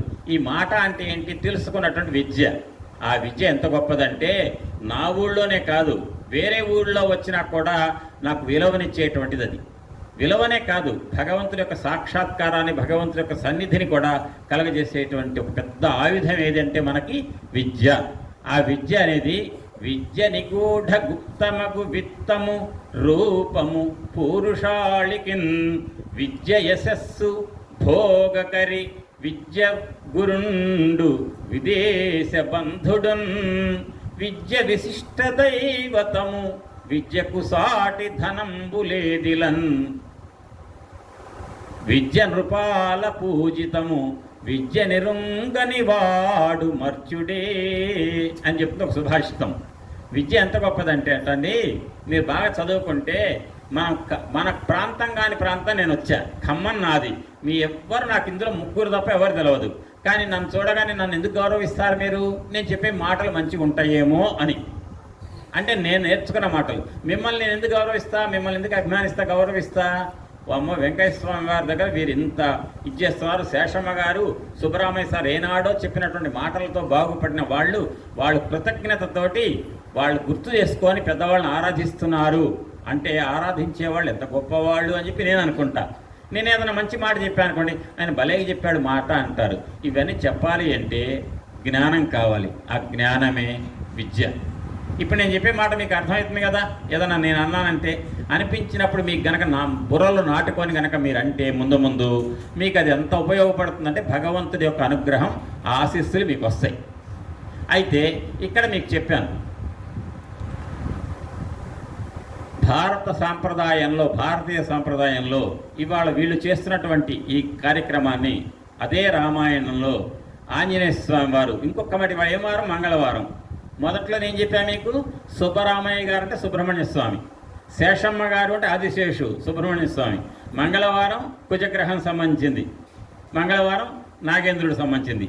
అనంతార్యుల వారి యొక్క అనంతాచార్యుల యొక్క కుమారుడైన భరద్వాజ గారు మీ అందరినీ కూడా ప్రచోదనం చేసి మార్గంలో పెట్టారు. అనంతాచార్యుడు అంటే అనంతుడు అంటే ఎవరు? నాగదేవత. అంటే వాడు మొత్తం నాగమయమే. ఆ నాగమయమైనటువంటి మంగళవారం నాడు, మంగళవారానికి అధిదేవత మళ్ళీ ఎవరైనా ఆంజనేయ స్వామి వారు. ఆ మంగళవారం నాడు పుట్టలో ఆయన, శనివారం నాడు పుట్టాడు ఆంజనేయ స్వామి వారు, కానీ మంగళవారం అంటే ఆయనకి ఇష్టం. ఆయనట సముద్రం దాటి వెళ్ళటానికి ప్రయత్నం చేస్తుంటే, జాగ్రత్తగా వినండి, సముద్రం దాటాలని వెళ్ళాడు, పైకి ఎగిరాడు, ఆకాశంలో విమానం ఎగిరినట్టు. ఎగిరి కాస్త ముందుకు వెళ్ళగానే ఒక పెద్ద పర్వతం అడ్డం వచ్చిందట. వెంటనే ఆంజనేయ స్వామి వారు అనుకున్నట్ట, నేను సీతమ్మను చూడటానికి లంక పోతుంటే రాక్షసుడు ఒక పర్వతంలాగా అడ్డం వచ్చాడని ఒక నెట్టాట వక్షస్థలంతో. నెట్టగానే ఆంజనేయ స్వామి వారికి వక్షస్థలం తగలగానే పర్వతం ఒక గిరాట వేసిందట. వెంటనే పర్వతం మనిషిగా మారాట. మారి ఆ మనిషి అన్నట్టు, ఆంజనేయ నేను రాక్షసుని కాదయ్యా, నువ్వు సీతమ్మ కోసం వెళ్తున్నా నీకు అడ్డం కల్పించాలని నేను రాక్షసుని కాదు, నేను ఎవరినో తెలుసా? పార్వతీదేవి తోబుట్టుని, నా పేరు మైనాకుడు, నాకు పర్వత రూపం ఉంటుంది, మనిషి రూపం 2 రూపాలు ఉంటాయి నాకు. ఎందుకంటే దివ్యమైన వృక్షాలకు మనిషి రూపం, స్థావర రూపం, జంగమ రూపం 2 రూపాలు ఉంటాయి. నాకు మనిషి రూపంలో వచ్చా నీకు నమ్మకం కలగటానికి నీకు నేను సహాయం చేయాలయ్యా అన్నట్ట. ఎందుకు చేయాలి అని అంటూ చెప్తాడు, ఉపన్యాసం చెప్తాడు అక్కడ. ఎవరు? ఆ పర్వతం. ఆ పర్వతం ఎవరని చెప్పా? మైనాకుడు. ఏమన్నాడంటే, భారతీయ సాంప్రదాయంలో ఎవరన్నా కనుక సహాయం చేస్తే, మనకు ఏదన్నా ఇచ్చారనుకోండి, అటు వెళ్తున్నాం, ఏమండి ప్రసాద్ గారు కొంచెం నాకు మంచినీళ్ళు కావాలండి అని అంటానంటే, ఇచ్చారనుకోండి, తాగి లీటర్ ఏమి ఇచ్చావా అంటానా? ఏమంటాను నేను? ఏమంటారు మీరు ఇంగ్లీష్లో? ఏమంటారు చెప్పమ్మా? ఏంటది? థ్యాంక్స్ అంటాం, అంతే కదా? అంటే మన ధర్మం. మనకి మనిషిగా పుట్టారు కాబట్టి ఎవరైనా సహాయం చేస్తే థ్యాంక్స్ అంటాం, అంతే, దానికి కృతజ్ఞత అంటారు. అంతే కదా. కృతే చ ప్రతికర్తవ్యం ఏష ధర్మ సనాతన సోయం త్వత్ప్రతికారార్థి త్వత్త సమ్మానమర్హతి అంటుంది రామాయణం. ఏం చెప్తుందంటే, అన్నట్ట మైనాకుడు అనే పర్వతం ఒక సహాయం ఎవరైనా చేస్తే, ఇప్పుడు మీరు మీ టీచర్ గారు పాఠాలు చెప్పారు, మంచి మార్కులు వచ్చినాయి, మిమ్మల్ని మంచిగా చదివే అమ్మాయి బాగా వచ్చినాయి మార్కులు అనగానే ఏమంటారు మీరు? టీచర్ గారు థ్యాంక్స్ టీచర్ గారు, మీరు చెప్పబట్టే కదా ఇవన్నీ వచ్చినాయి అంటారు. ఇవాళ గురువు గారికి మీరు ఇవన్నీ చేస్తున్నారు, ఆరాధన అమ్మవారికి చేస్తున్నారంటే ఎందుకు చేస్తున్నారు?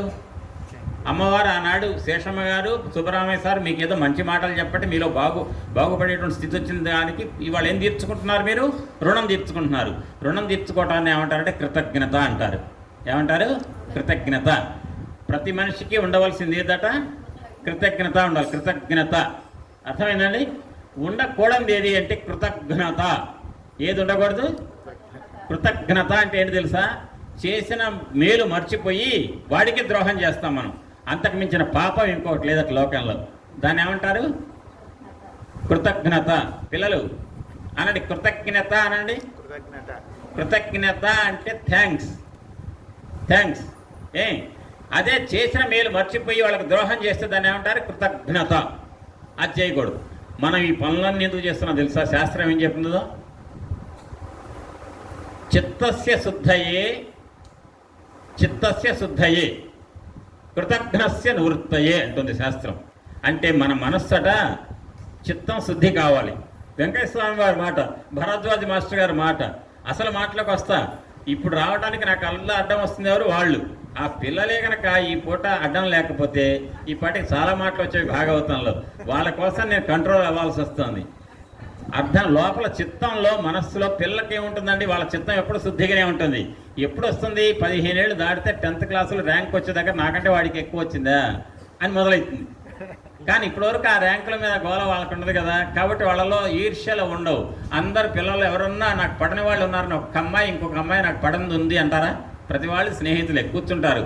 అంతేగాని 10th దాటితే మాత్రం వాడంటే నాకు పడదు, ఈ గ్రూప్, ఏ గ్రూప్ ఆ గ్రూపే, ముగ్గురు వీడు ఒక గ్రూపు వాడు ఒక గ్రూప్ అట్ట.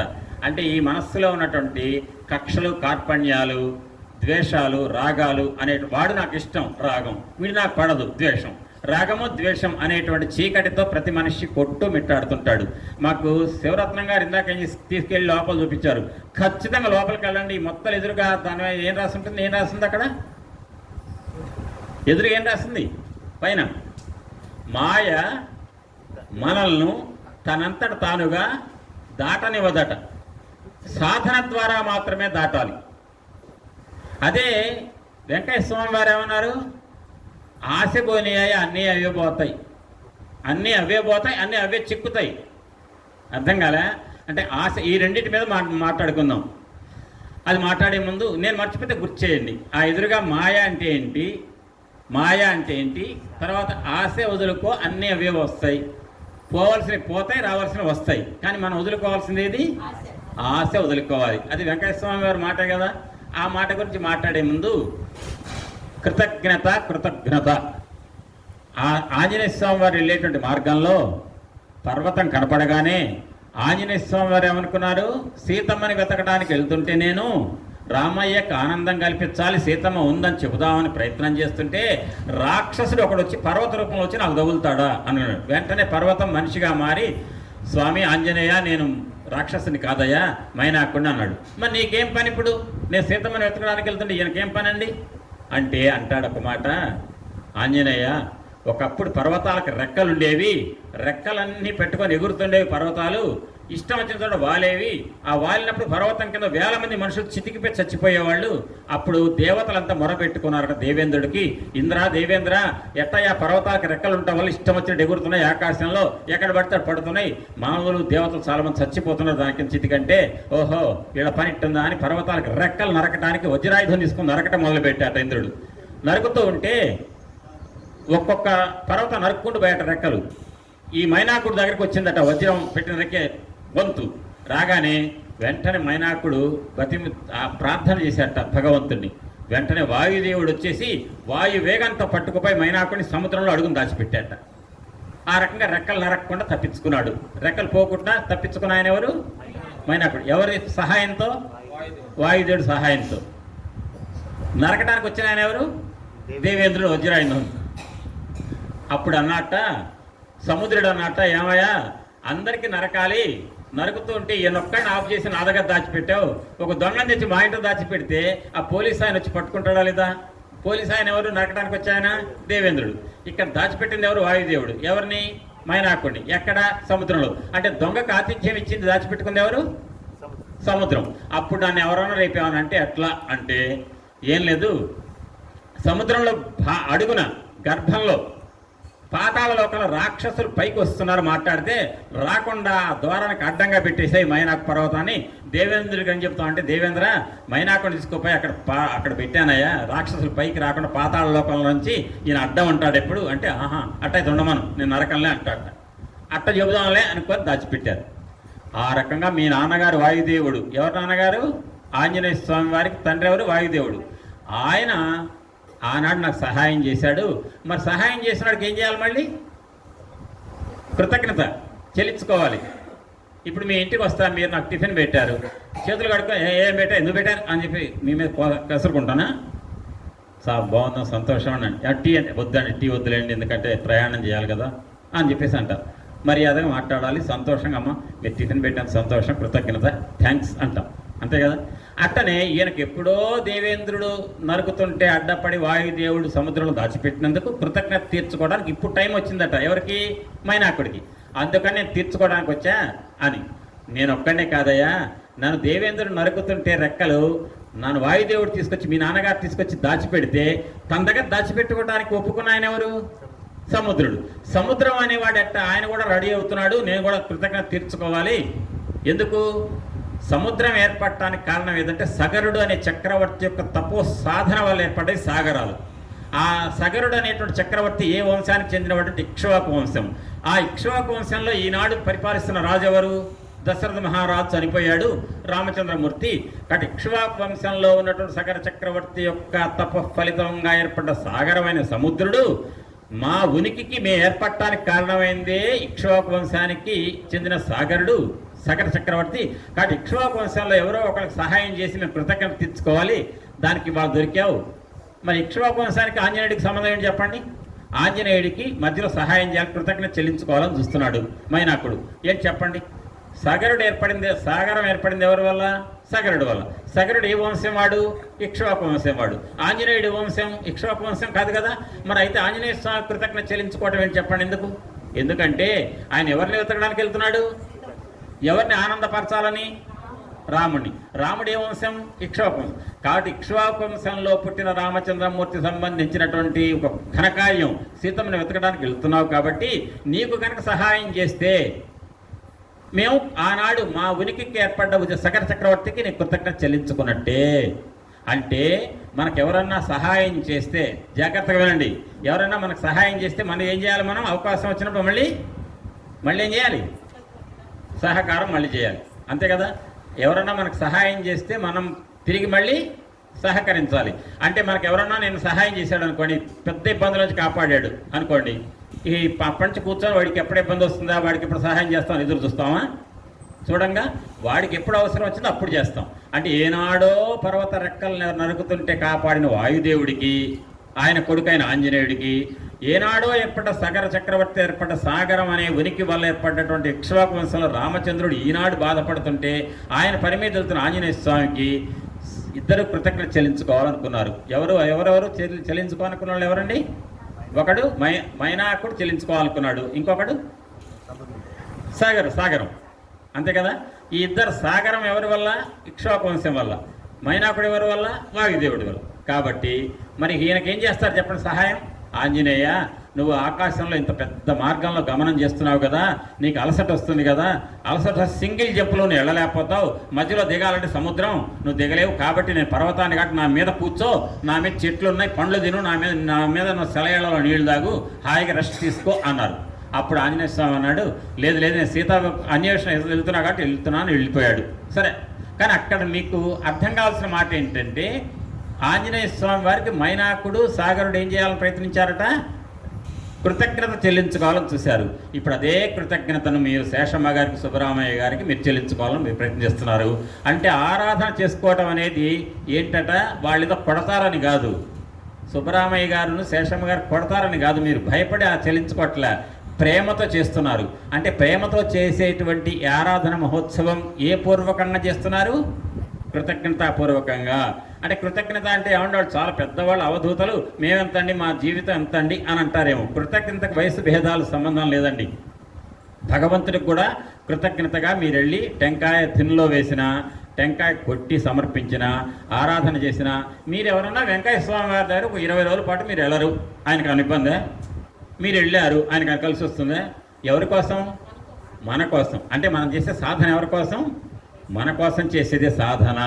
కాబట్టి వెంకయ్య స్వామి వారు ఆనందపడాలన్నా, ఆయన మనం అనుగ్రహించాలన్నా, ఆయనకు కృతజ్ఞత చెల్లించుకోవాలంటే ఆయన మార్గంలో, ఆయన చెప్పిన మార్గంలో నడవటం. ఇప్పుడు ఈ రకంగా మీరు ఆరాధన చేస్తున్నారు. ఇప్పుడు నేను చెప్తూ మధ్యలో ఏమన్నా మీకు కృతజ్ఞత అంటే భారతీయ సనాతన ధర్మంలో ఉండవలసిన గొప్ప లక్షణం ఏంటంటే కృతజ్ఞత. ఉండకూడదు ఏంటి? కృతజ్ఞత ఉండకూడదు, కృతజ్ఞత ఉండాలి. అంతే కదా. ఇప్పుడు కృతజ్ఞతాపూర్వకంగా మీరు చేస్తున్న ఆరాధన మహోత్సవం ఇది అమ్మవారికి. అయిన తర్వాత ఇక్కడ పిల్లలు ఉన్నారు కాబట్టి నేను చెప్తాను. తర్వాత అమ్మ మీరు పిల్లలంతా వినండి. ఇప్పుడట వంట చేస్తున్నారు, పదార్థాలు వంట చేస్తున్నారు కదా. కానీ ఏం చేశారట, అక్కడ కూర బాగా చేశారట, మంచిగా కూర చాలా బాగా చేశారు. అసలు ఆ కూర తినాలని ఎప్పుడైతుందా తొందరగా తిందామనిపించేంత మంచి చేశారట. కాకపోతే ఒక చిన్న ఇది జరిగిందట. ఆ కూర ఏ గిన్నెలో వండారంటే, నిన్న కూరని కడగకుండా పాచిపోయిన గిన్నె ఉంది కదా, అందులోనే వండారట అని చెప్పి అనుకోండి. ఏమంటారు మీరు? తింటారా? అంటే మీకు ఎంత మంచిగా వండా కావాలా, దాంతోపాటు ఇంకేది కావాలి?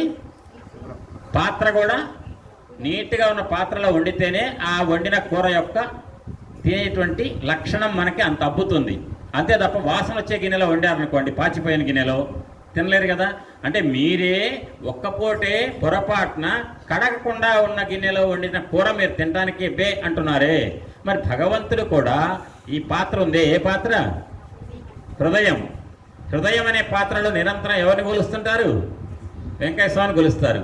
ఆ వెంకయ్య స్వామి కూడా మనమేమో మధ్యాహ్నం ఏం కూర పెడతారో, ఏం పెడతారో తినడానికి అని చూస్తాం. వెంకయ్య స్వామి గారు ఏం చూస్తారు? మధ్యాహ్నం కాగానే వీళ్ళు మన హృదయంలో నా పట్ల ఎంత భక్తితో వీళ్ళు ఉన్నారు అని.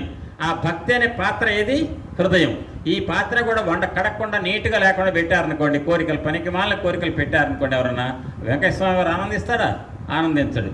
అంటే అర్థం ఏంటంటే భగవంతుడు మన నివేదన చేసేటువంటి పాత్ర ఏదంటే హృదయం. ఆత్మశుద్ధి లేని ఆచారమదియేల, భాండ శుద్ధి లేని పాకమేల, చిత్తశుద్ధి లేని శివ పూజలేనయా, విశ్వదాభిరామ వినురవేమ. అంటే భాండ శుద్ధి లేని పాకము అంటే, భాండం అంటే ఏంటి? పాత్ర, ఆ వండిన గిన్నె. అది శుద్ధి లేకపోతే పాకం కూర ఏం పనికి వస్తుంది? తినలేం కదా, వాసన కొడుతుంది. అట్టనే ఆత్మశుద్ధి లేని ఆచారం అది ఎలా అంటే, నేను ఇక్కడ బయట హోటల్లో పోయి ఉల్లిగడ్డ దోశలు తింటా, ఇక్కడ మీరేం పెడితే నాకు ఉల్లిగడ్డలు పడవన్నా అనుకోండి, అది ఆత్మవంచన అంటారు. నిజంగా నాకు పడవనుకోండి, ఏమంటే ఉల్లిగడ్డలు నేను తినకూడదండి అని చెప్తాం.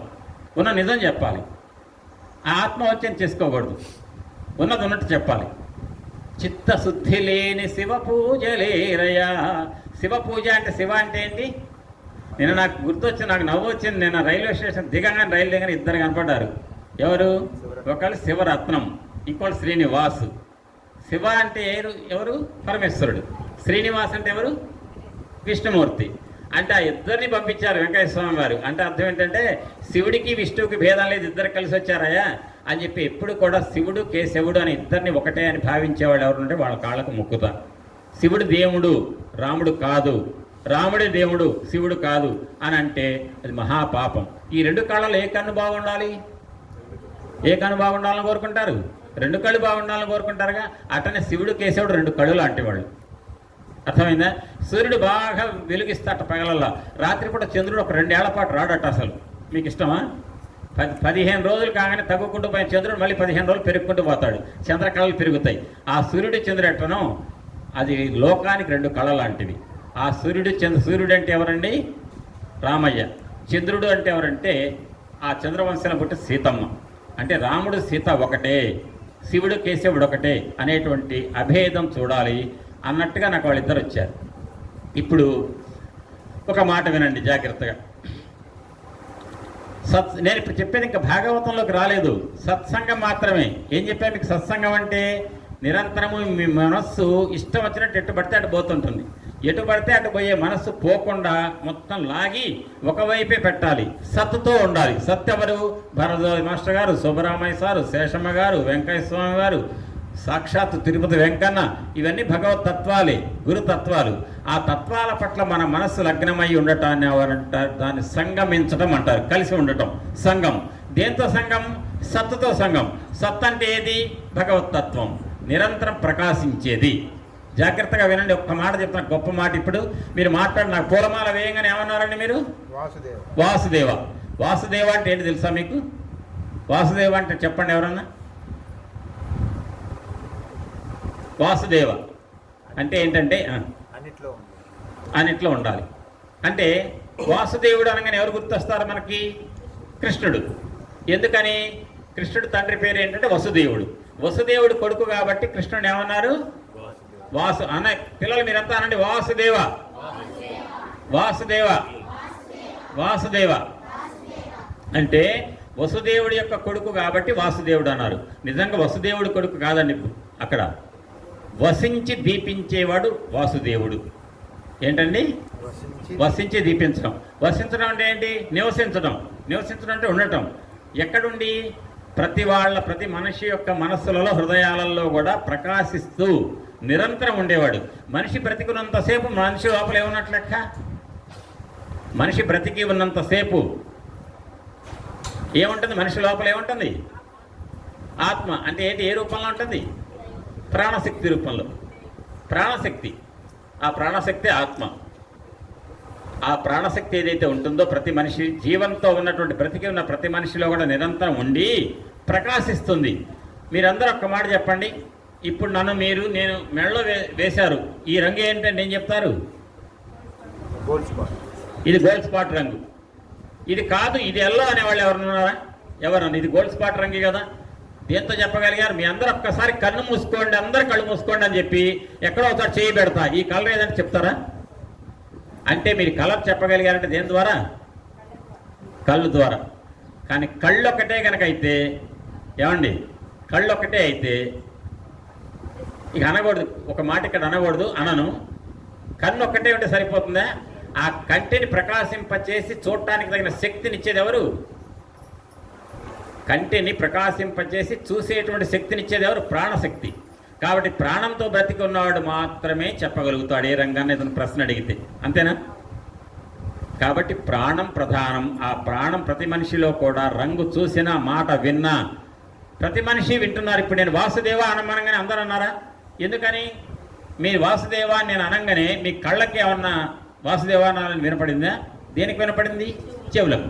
మీరు అనాలి. దేంతో అన్నారు? నోటితో. కానీ నోటితో పలికినా, చెవితో విన్నా, కంటితో చూసినా, ముక్కుతో వాసన చూసినా, ఈ ముక్కు, కన్ను, చెవులు కాదండి చేసేది. లోపల ఉంది ఎవరు? ప్రాణశక్తి ద్వారా చేస్తున్నారు. ఆ రకంగా ప్రతి మనిషికి కూడా లోపల ఉండి ప్రకాశిస్తూ ఈ ఇంద్రియాలు పనిచేసేట్టుగా చేసేటువంటి శక్తి ఏదైతే లోపల ఉందో దాన్ని వసించి దీపించటం అంటారు. అర్థమైందా? వసించి దీపించడం అనే ప్రతి మనిషిలో ఎవరైతే చైతన్యం ఉందో ప్రాణశక్తి, అది వాసుదేవ. కానీ వాసుదేవ అనగానే ఎవరు గుర్తు రావాలి మీకు? ప్రతి మనిషిలో ఉన్న ప్రాణశక్తి గుర్తు రావాలి. అది వాసుదేవ అంటే. అర్థమైంది కదా? ఇప్పుడు చెప్పండి, లోపల ఎదురుగా కనపడంగానే ఏం చెప్పానండి? మాయ ఒకటి ఉంది, తనంతట తను దాటనివ్వదు, కానీ సాధన ద్వారా మాత్రమే దాటనిస్తుంది, మాయను దాటగలుగుతారు అన్నారు భరద్వాజ మాస్టర్ గారు. అంటే అర్థం ఏంటది? భగవద్గీత చదువుతున్నారా మీరు ఎవరైనా ఇందులో? దైవీ హేష గుణమయీ మమ మాయా దురత్యయ మామేవయే ప్రపద్యంతే మాయా మేతాం తరంతితే అంటుంది భగవద్గీత. అంటే ఏంటంటే ఈ లోకంలో మొత్తం కూడా 3 గుణాలు ఉంటాయి మనిషికి. అర్థమైందా? 1 సత్వగుణం, 2 రజోగుణం, 3 తమోగుణం. 3 గుణాలతో ఈ ప్రపంచం తయారైంది. అంటే ప్రపంచం మొత్తం కూడా మీరు ఒక్క మాట గుర్తుపెట్టుకోండి, ఇంకొక గంట తర్వాత ఏమవుతుందో చెప్పగలుగుతారు ఎవరన్నా? ఇంకా 5 నిమిషాల తర్వాత ఏమవుతుందో చెప్పగలుగుతారా? చెప్పలేరు కదా. తర్వాత నా లోపల ఏముందో మీరు గుర్తుపడతారా? మీ మనసులో ఏమనుకుంటున్నారు నేను చెప్పగలుగుతానా? ఇవన్నీ చెప్పలేకపోవడానికి అడ్డం ఏదంటే మాయ. ఈ మాయలో పడి కొట్టుకుంటున్న మనకి మాయ దేని ద్వారా వచ్చే, కృష్ణుడే చెప్పాడు భగవద్గీతలో, సత్వ రజస్తమో గుణం అనే 3 గుణాలతో కూడుకున్నటువంటి మాయతో ఈ లోకాన్ని సృష్టించాను అని. ఆ సృష్టించినటువంటి లోకంలో మీరు మీ అంతటా మీరైతే, నేనైతే ఆ మాయ దాటే అవకాశం ఇవ్వను, మీరు దాటలేరు. కానీ ఎట్ట దాటగలుగుతారంటే, మాయ దాటాలంటే నా పాదాలు ఆశ్రయించమన్నాడు కృష్ణుడు. ఇప్పుడు మీరు కూడా సద్గురువులు ఏం చెప్తున్నారు, అవధూతలు ఏం చెప్తున్నారు? అసలు అవధూత అంటే ఏంటో చెప్పాలండి ఒక మాట. మీరందరూ పిల్లలు చెప్తున్న ప్రతిసారి పిల్లలనే చెప్తున్న అడ్డం. అవధూత అంటే గొప్ప మాట చెప్తాను మీకు కొద్దిసేపట్లో, వినండి.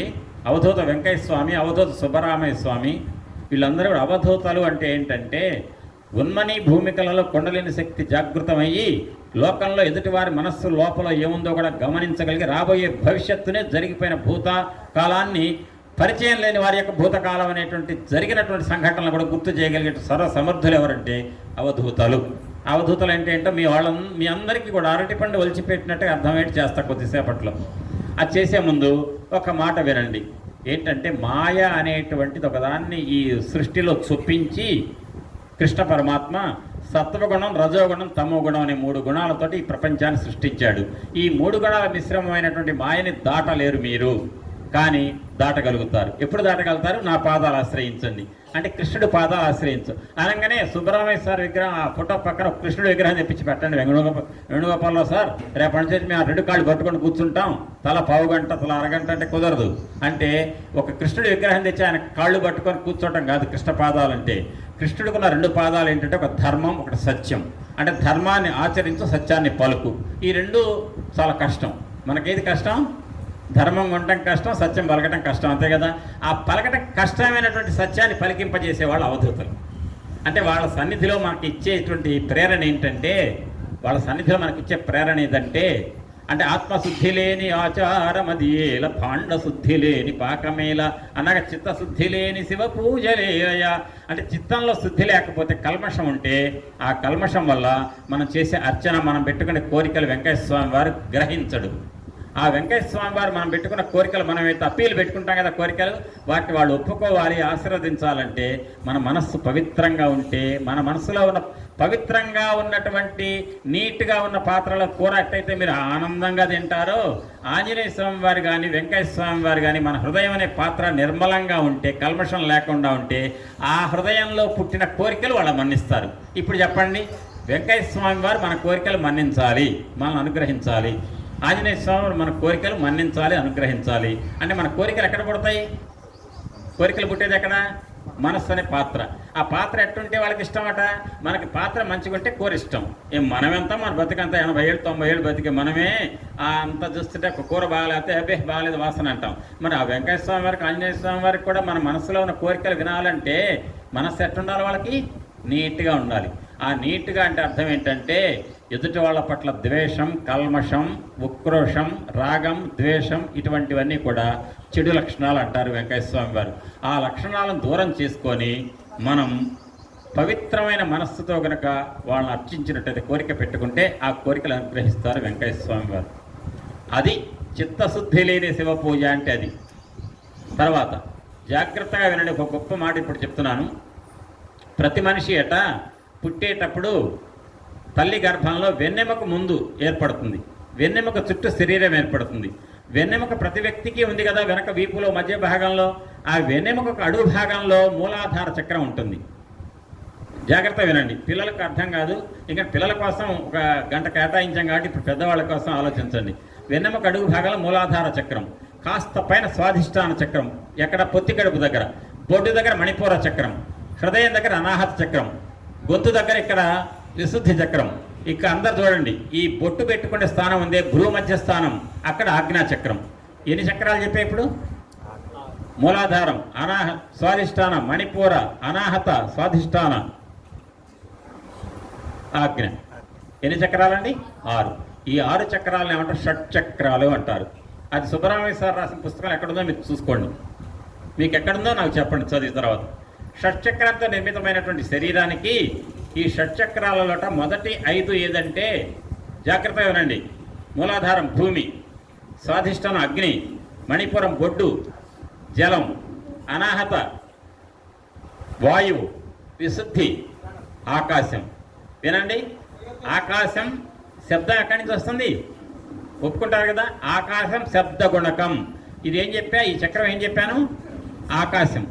ఇప్పుడు నేనేం చెప్పా, మొత్తం మూలాధార స్వాధిష్టాన మణిపూర అనాహత విశుద్ధి ఆజ్ఞ. ఎన్ని చక్రాలు చెప్పే మొత్తం? మొదటి 5 చక్రాలు పంచభూతాలకు సంబంధించినవి. 6వ చక్రం ఏదైతే ఉందో బొట్టు పెట్టుకునే స్థానంలో ఉండేటువంటి చక్రం ఆజ్ఞా చక్రం. జాగ్రత్తగా వింటున్నారు, ఇంకా చాలా ఇంపార్టెంట్. అవధూత పిల్లలు అయిపోయింది, గంట సేపు వాళ్ళకి చెప్పేసా, పెద్దవాళ్ళ కోసం చెప్తున్నా. ఇప్పుడు దీని నుంచి నేను ఇవాళ సాయంత్రం చెప్పే భాగవతం, రేపు పొద్దున్న చెప్పే భాగవతం, రేపు సాయంత్రం చెప్పే భాగవతంలో మీరు విని ఎటువంటి భాగవతం మీ మనస్సుకు చేరుతుందో మీరు నాకు రేపు సాయంత్రం కానీ చెప్పండి. ఎటువంటి గొప్ప భాగవత తత్వం, భాగవతం అంటే ఎంత గొప్ప అనేది మీ మనస్సుకు ఎంత దగ్గర అవుతుందో మీరు చెబుతున్నప్పుడు. అయితే ఈ రకమైన 5 చక్రాలు ఇక్కడ వరకు వచ్చినాయి. మూలాధార స్వాధిష్టాన మణిపూర అనాహత విశుద్ధి చక్రాలు అనేటువంటి 5 చక్రాలు కూడా 5 భూతాలైతే, ఈ బొట్టు పెట్టుకునే స్థానం భూమధ్య స్థానం ఏదైతే ఉందో ఈ ఆజ్ఞాచక్ర స్థానం అది మనస్సుకు సంబంధించింది. ఈ మనస్సుకు సంబంధించినటువంటి చక్రం దాకా ప్రతి మనిషి తల్లి గర్భంలో శిశువుగా తయారయ్యేటప్పుడు మొట్టమొదట వెన్నెముక తయారైతే, ఆ వెన్నెముక చుట్టూ శరీరం ఏర్పడితే, వెన్నెముకలో 5 చక్రాలతో పాటుగా ఆజ్ఞాచక్రం ఎక్కడుంటే ఈ 6 చక్రాలతో కూడుకున్న మానవ శరీరంలో ప్రతి మనిషికి అడుగున వెన్నెముక అడుగున 3.5 చుట్లు వేసుకొని 3 చుట్లు ఇంకొక అర చుట్ట తలకాయ వంచి ఉంటుందట నాగుపాము. చూడండి, మళ్ళీ నాగుపాము వచ్చిందా ఇవాళ మంగళవారం. సుబ్బరామయ్య సార్ సుబ్రహ్మణ్యం, శేషమ్మ గారు నాగదేవత, అనంతాచార్యుల వారు మనవడు భారద్వాజ్ గారు మనకి గురువు గారు, అనంతుడంటే నాగదేవత. మళ్ళీ ఇప్పుడు చెప్పాను, ప్రతి మనిషికి కూడా వెన్నెముక అడుగు భాగంలో ఉండేటువంటి ప్రతి మనిషికి పుట్టగానే 3 ఫుల్ చుట్లు, ఒక హాఫ్ చుట్ట, 3.5 రౌండ్స్ తల వంచుకొని ఉంటుందట. ఎట్లా అంటే మన జనాల్లో కూడా ఎంత చెప్పినా ఎక్కదు, మడ్య జాతి ఉంటారు, అట్లా నిద్రపోతూ ఉంటుందట ప్రతి మనిషిలో కూడా నాగుపాము. అదే కుండలిని శక్తి. లలితా సహస్రనామం అని చెప్పి సహస్రనామం చేస్తారు తల్లులు ఎక్కువ, అంటే మగవాళ్ళు కూడా చేస్తారు పారాయణం, నాకు తెలిసి కొద్దిమంది.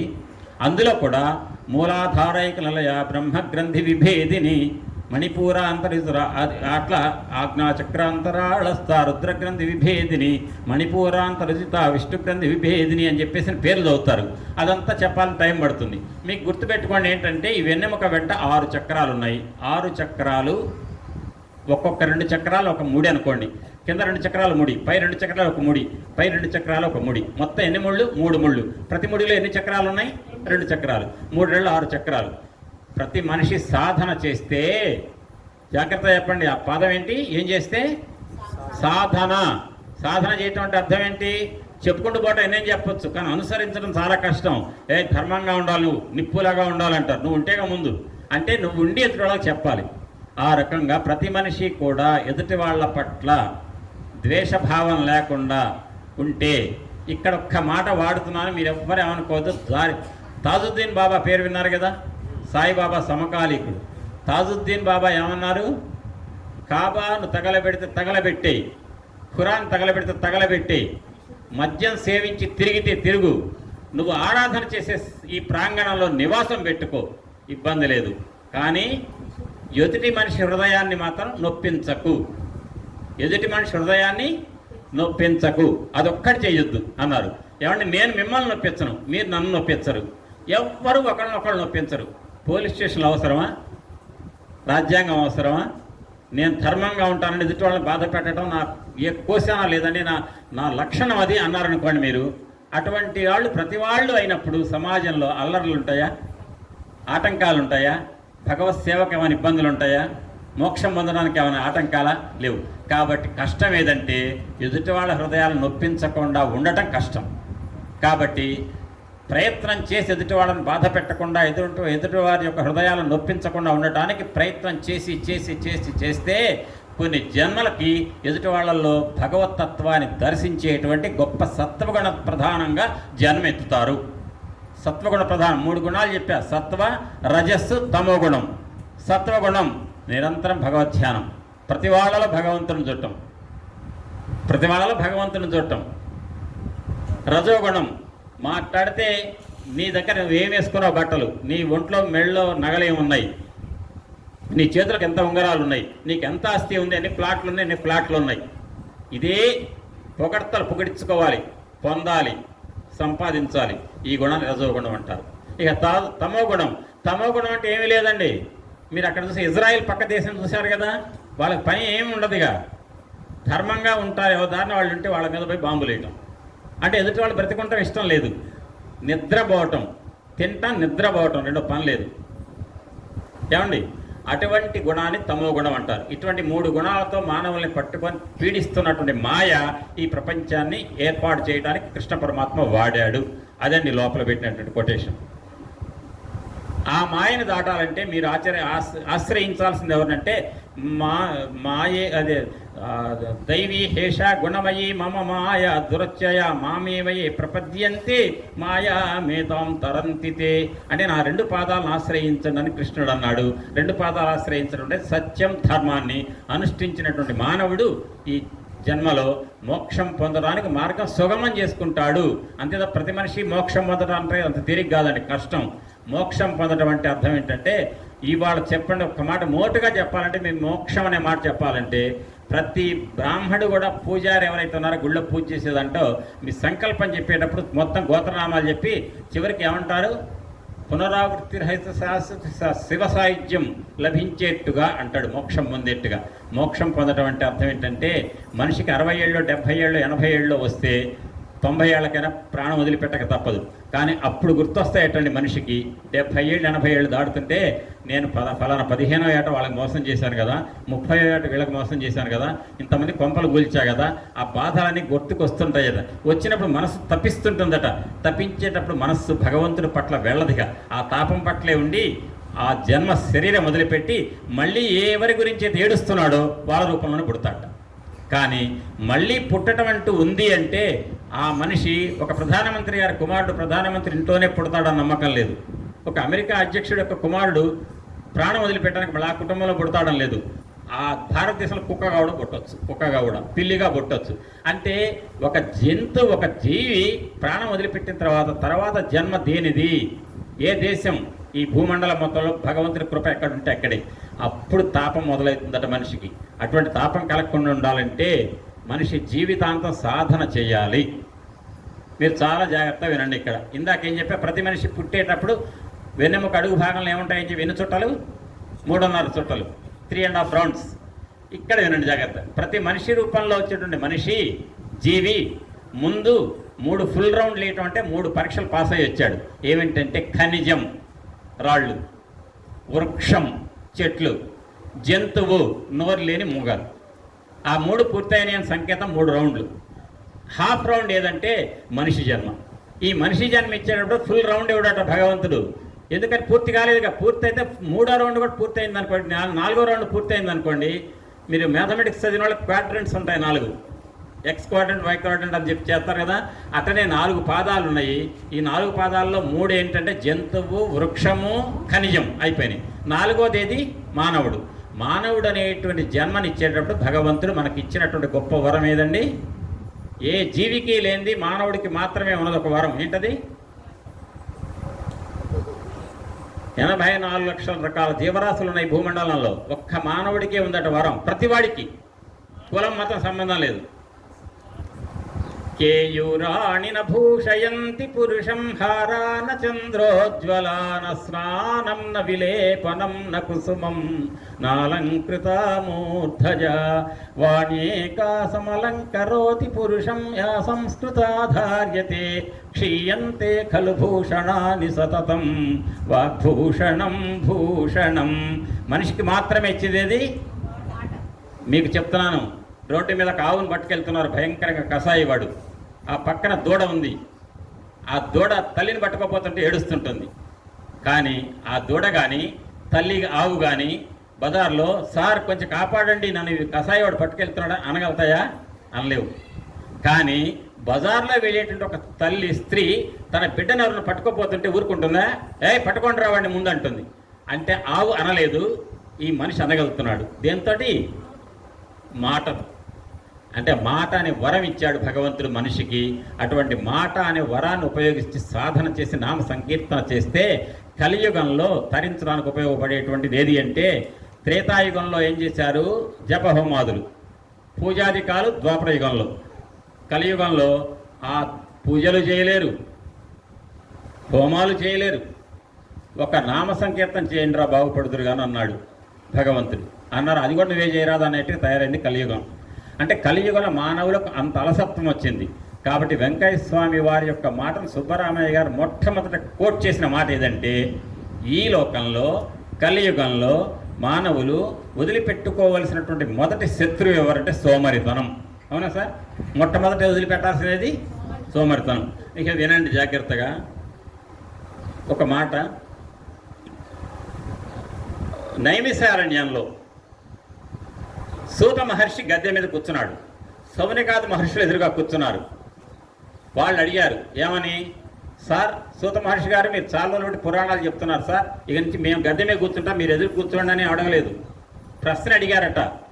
గొప్ప ప్రశ్న ఇది, వినండి. ఎందుకంటే ఇప్పుడు భాగవతం ఇప్పుడు మొదలు పెడుతున్నాను, పిల్లల దృష్టిలో పెట్టుకొని చెప్పడం అయిపోయింది.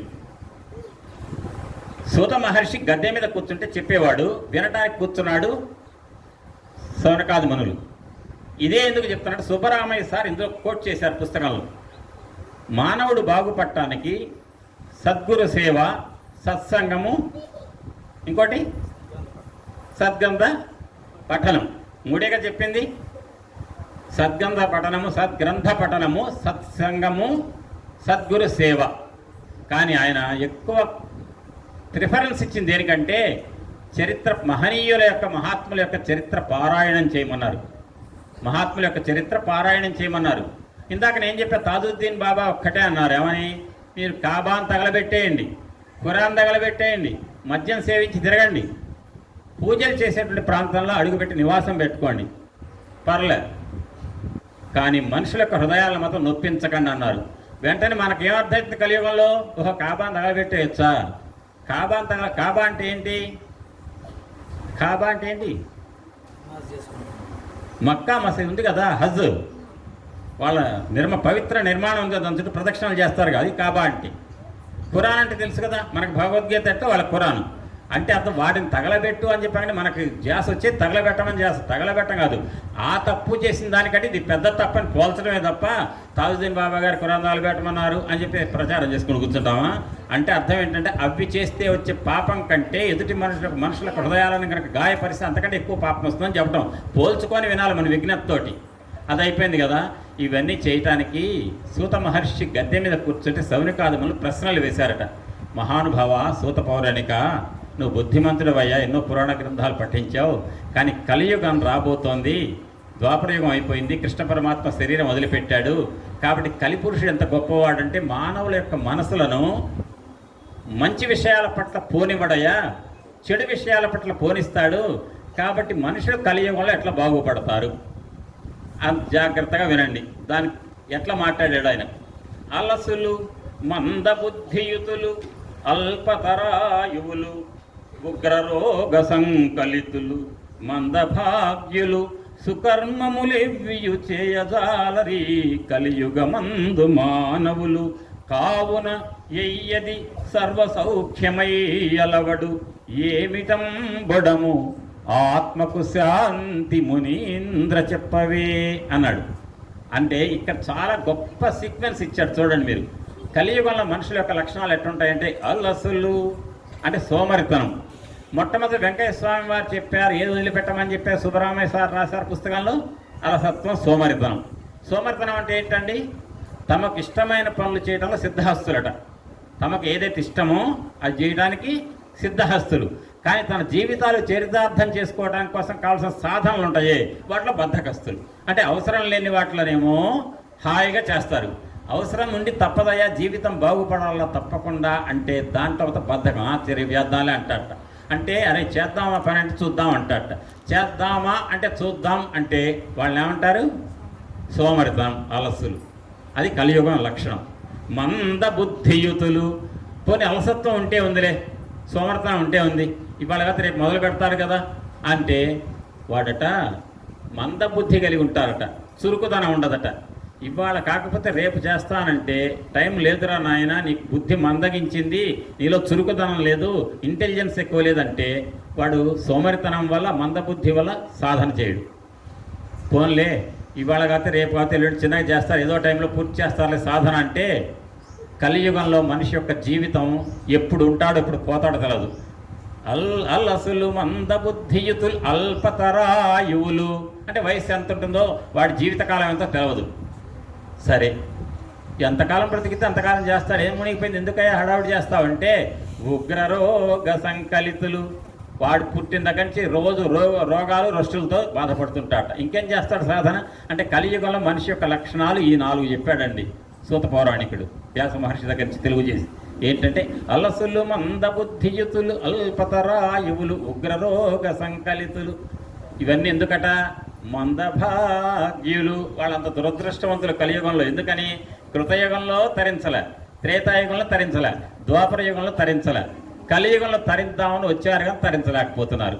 వాళ్ళ దురదృష్టం.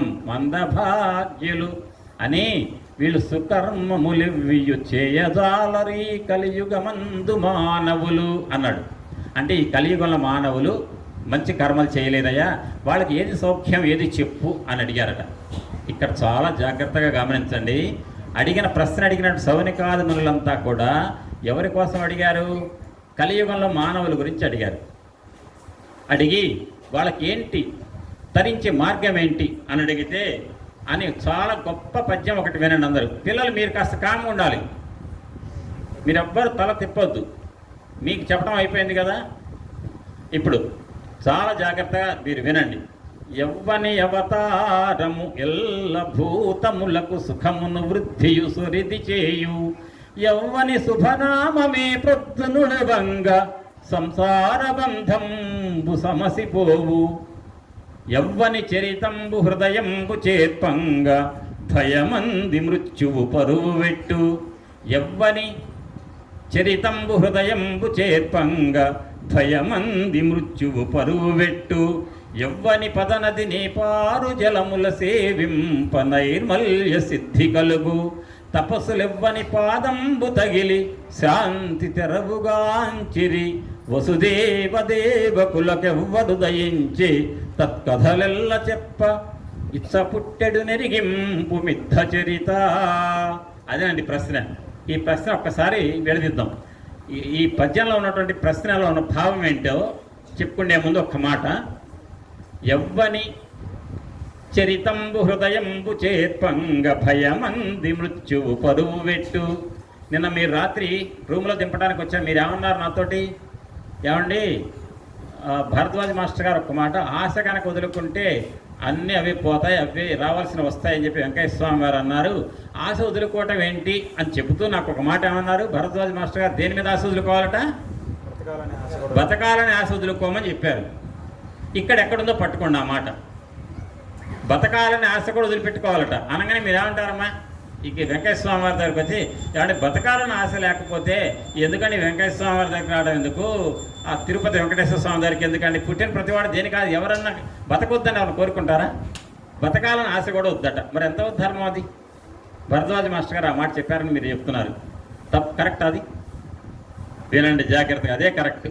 ఎందుకంటే పెద్దవాళ్ళు చెప్తే అంత తేలిక చెప్పరండి. ఈ పద్యం చెప్తే మీకు అర్థమవుతుంది ఆ మాట ఏంటో. యవ్వని అవతారము ఎల్ల భూతములకు సుఖమును వృద్ధియు సురిది చేయు. ఏ మహానుభావుడు అవతరించడం వల్ల భూమండలంలో, సమస్త భూమండలంలో ఉన్న ప్రాణికోటి మొత్తం కూడా సుఖాన్ని, సంపదను, మానసిక ప్రశాంతతను, అభ్యున్నతిని ఎవరైతే వృద్ధి చేసుకోగలుగుతారో ఆ మహానుభావుడి చరిత్ర కావాలయ్యా మాకు అని సౌనికాదమునులు సూత మహర్షిని అడుగుతున్నారు.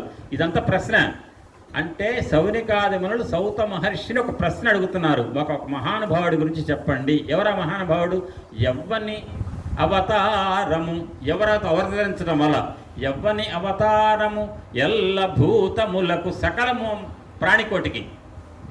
కోటి అంటే ఏంటండి? 100 లక్షలు కాదు అక్కడ. కోటి అంటే 100 lakhs కాదు. కోటి అంటే సమూహం. ఎవ్వని అవతారము ఎల్ల భూతములకు సుఖమును వృద్ధియు సురిది చేయు. ఇంకొకటి, ఎవ్వని శుభనామమే ప్రొద్దునుడువంగ సంసార బంధంబు సమసిపోవు. జాగ్రత్తగా వినండి, ఇక్కడ ఏ మాట చెప్పాడు? ఇక్కడ ఎవ్వని శుభనామము ఏ ప్రొద్దునుడువంగ సంసార బంధంబు సమసిపోవు. భాగవతంలో ఒక పద్యం చెప్తున్నాను నేను ఇప్పుడు మీకు. వెంకయ్య స్వామి వారి మాట ఇక్కడ ఎక్కడుందో మీరే చెప్పాలి నాకు. ఎందుకంటే వెంకయ్య స్వామి వారికి నాకు మీకున్నంత లేదు. నాకు ఆయన అనుగ్రహం ఒకటే ఉంది. అయ్యా నన్ను కాపాడని కోరుకుంటాను, కాపాడుతాడు. కానీ ఆయన చరిత్ర చదివినటువంటి అనుభవం మీకుంది. చెప్పండి. ఎవ్వని శుభనామమే ప్రొద్దునుడు వంగ సంసార బంధంబు సమసిపోవు అన్నాడు ఇక్కడ పోతన గారు. చెప్పండి. అంటే మహానుభావుడి యొక్క దివ్యమైన నామాన్ని భక్తి శ్రద్ధలతో సేవిస్తే, ఉచ్చరిస్తే, పారాయణం చేస్తే వాళ్లకు సంసార బంధాలు లేకుండా పోతాయట. ఇప్పుడు చెప్పండి, సంసార బంధం అంటే ఏంటి? ఏం సార్, సంసార బంధం లేకుండా భార్యాభర్తలు విడిపోయి సన్యాసం తీసుకోవాలా? ఏం సంసారం అంటే? సంసార బంధం అంటే ఏంటి? ఇది ఎంత గొప్ప మాట అంటేనండి, మీరు భాగవతం ఒకసారి లోపలికి వెళితే, ఇప్పుడు ఈ పూట నుంచి సాయంత్రం నుంచి రేపు పొద్దున, రేపు పొద్దున నుంచి రేపు సాయంత్రం వెళ్ళేటికల్లా భాగవతం ఒక తీపిదనం. ఇందాక మీరు నాకు ఇచ్చారే, నేను టిఫిన్ కూడా వద్దన్నాను, మీరు అది ఏంగానే ఏంటది దానిలాగా ఉంటుంది. మీరు ఒక్కసారి నాకు పంచామృతం రుచి చూపించకుండా టిఫిన్ తెప్పించి పెడితే, అది తిన్న తర్వాత పంచామృతం ఇచ్చుంటే ఏమంటే అదేదో ముందే వచ్చు కదా అని అనేవాడిని నేను. నాకు ఆ మొహమాటాలు లేవు. కానీ ముందు అది ఇవ్వటం వల్ల టిఫిన్, ఎందుకంటే టిఫిన్ ఎందుకండి దీని ముందు ఆ పంచామృతం తాగుతుంటే ఎంత తీయగా ఉంటుందో. ఈ తాగని వాళ్ళు ఎవరుంటే మిగిలితే కనుక పంచామృతం ఇవ్వండి తర్వాత. చాలా బాగుంది. అయితే పంచామృతం తాగుతుంటే ఎంతైతే ఆస్వాదిస్తుంటే తీయగా హాయిగా ఉంటుందో అట్ట ఉంటుంది భాగవతం. ఇప్పుడు నాకు చెప్పండి. ఎవ్వని శుభనామమే ప్రొద్దునుడు వంగ సంసార బంధంబు సమసిపోవు. సంసారం అంటే ఒక మాట చెప్పండి మీలో ఎవరైనా. పెద్దగా ఇప్పుడు నేను పొరుగురి నుంచి వచ్చా, మీరు ఒక్కళ్ళు నాకు పరిచయం లేదు, పెద్దగా మాట్లాడుతున్నా. మీరు ఎందుకు పెద్దగా మాట్లాడరు? మీరు నాకు నిజంగా బలం ఏమవుతుంది ఇక్కడ, స్థానభావం మీరే. నేను ఒక్కడిని ఒంటరివాడిని అక్కడి నుంచి వచ్చా. ఇప్పుడు చెప్పండి, మీరే పెద్దగా మాట్లాడండి. సంసారం అంటే ఏంటి? సార్ చెప్తున్నారు ఏంటి? నేను నాది అనే సంసారం అంట. అమ్మా బంధం. ఏం బంధం? అదే సార్ అదే చెప్పారు, నేను నాదనే బంధం. అయితే ఒక మాట ఏనండి, ఇక్కడ నేను చెప్తాను. సంసారం అంటే ఏంటంటే గుర్తుపెట్టుకోండి. సాధారణంగా సంసారం అని ఏమనుకుంటామంటే, మనం ఒక అబ్బాయికి అమ్మాయి నుంచి పెళ్లి చేస్తాం. వాళ్ళ కాపురం పెట్టారు, అరే వాళ్ళు కొత్త సంసారం పెట్టారా అంటారు, అంతే కదా. అదిగా సంసారం. అదొక సంసారమే. కానీ అసలు సంసారం ఏంటంటే తల్లి గర్భంలో నుంచి జీవి బయటికి రావటం సంసారం, పుట్టడం సంసారం. గుర్తుపెట్టుకోండి. ఎందుకని బిడ్డ తల్లి గర్భం నుంచి బయటికి రాగానే 10 నిమిషాలు కూడా ఏడవలేదు అనుకోండి, 10 నిమిషాలు అయింది ఏడవట్లే, డాక్టర్ భలే ఏడవకుండా కూర్చున్నాడు అంటారా? ఏం చేస్తాడు?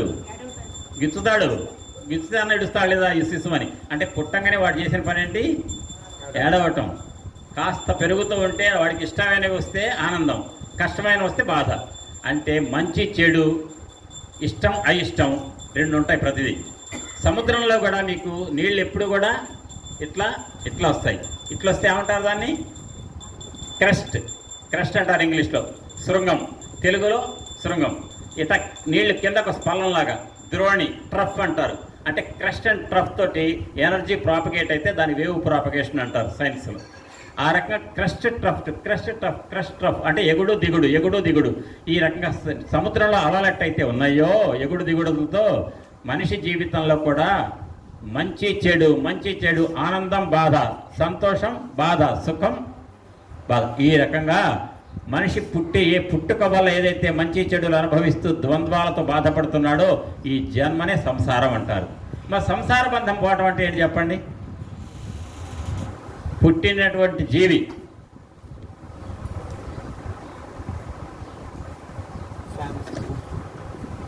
అందరు కూర్చొని తీసుకోండి. ఫ్యాన్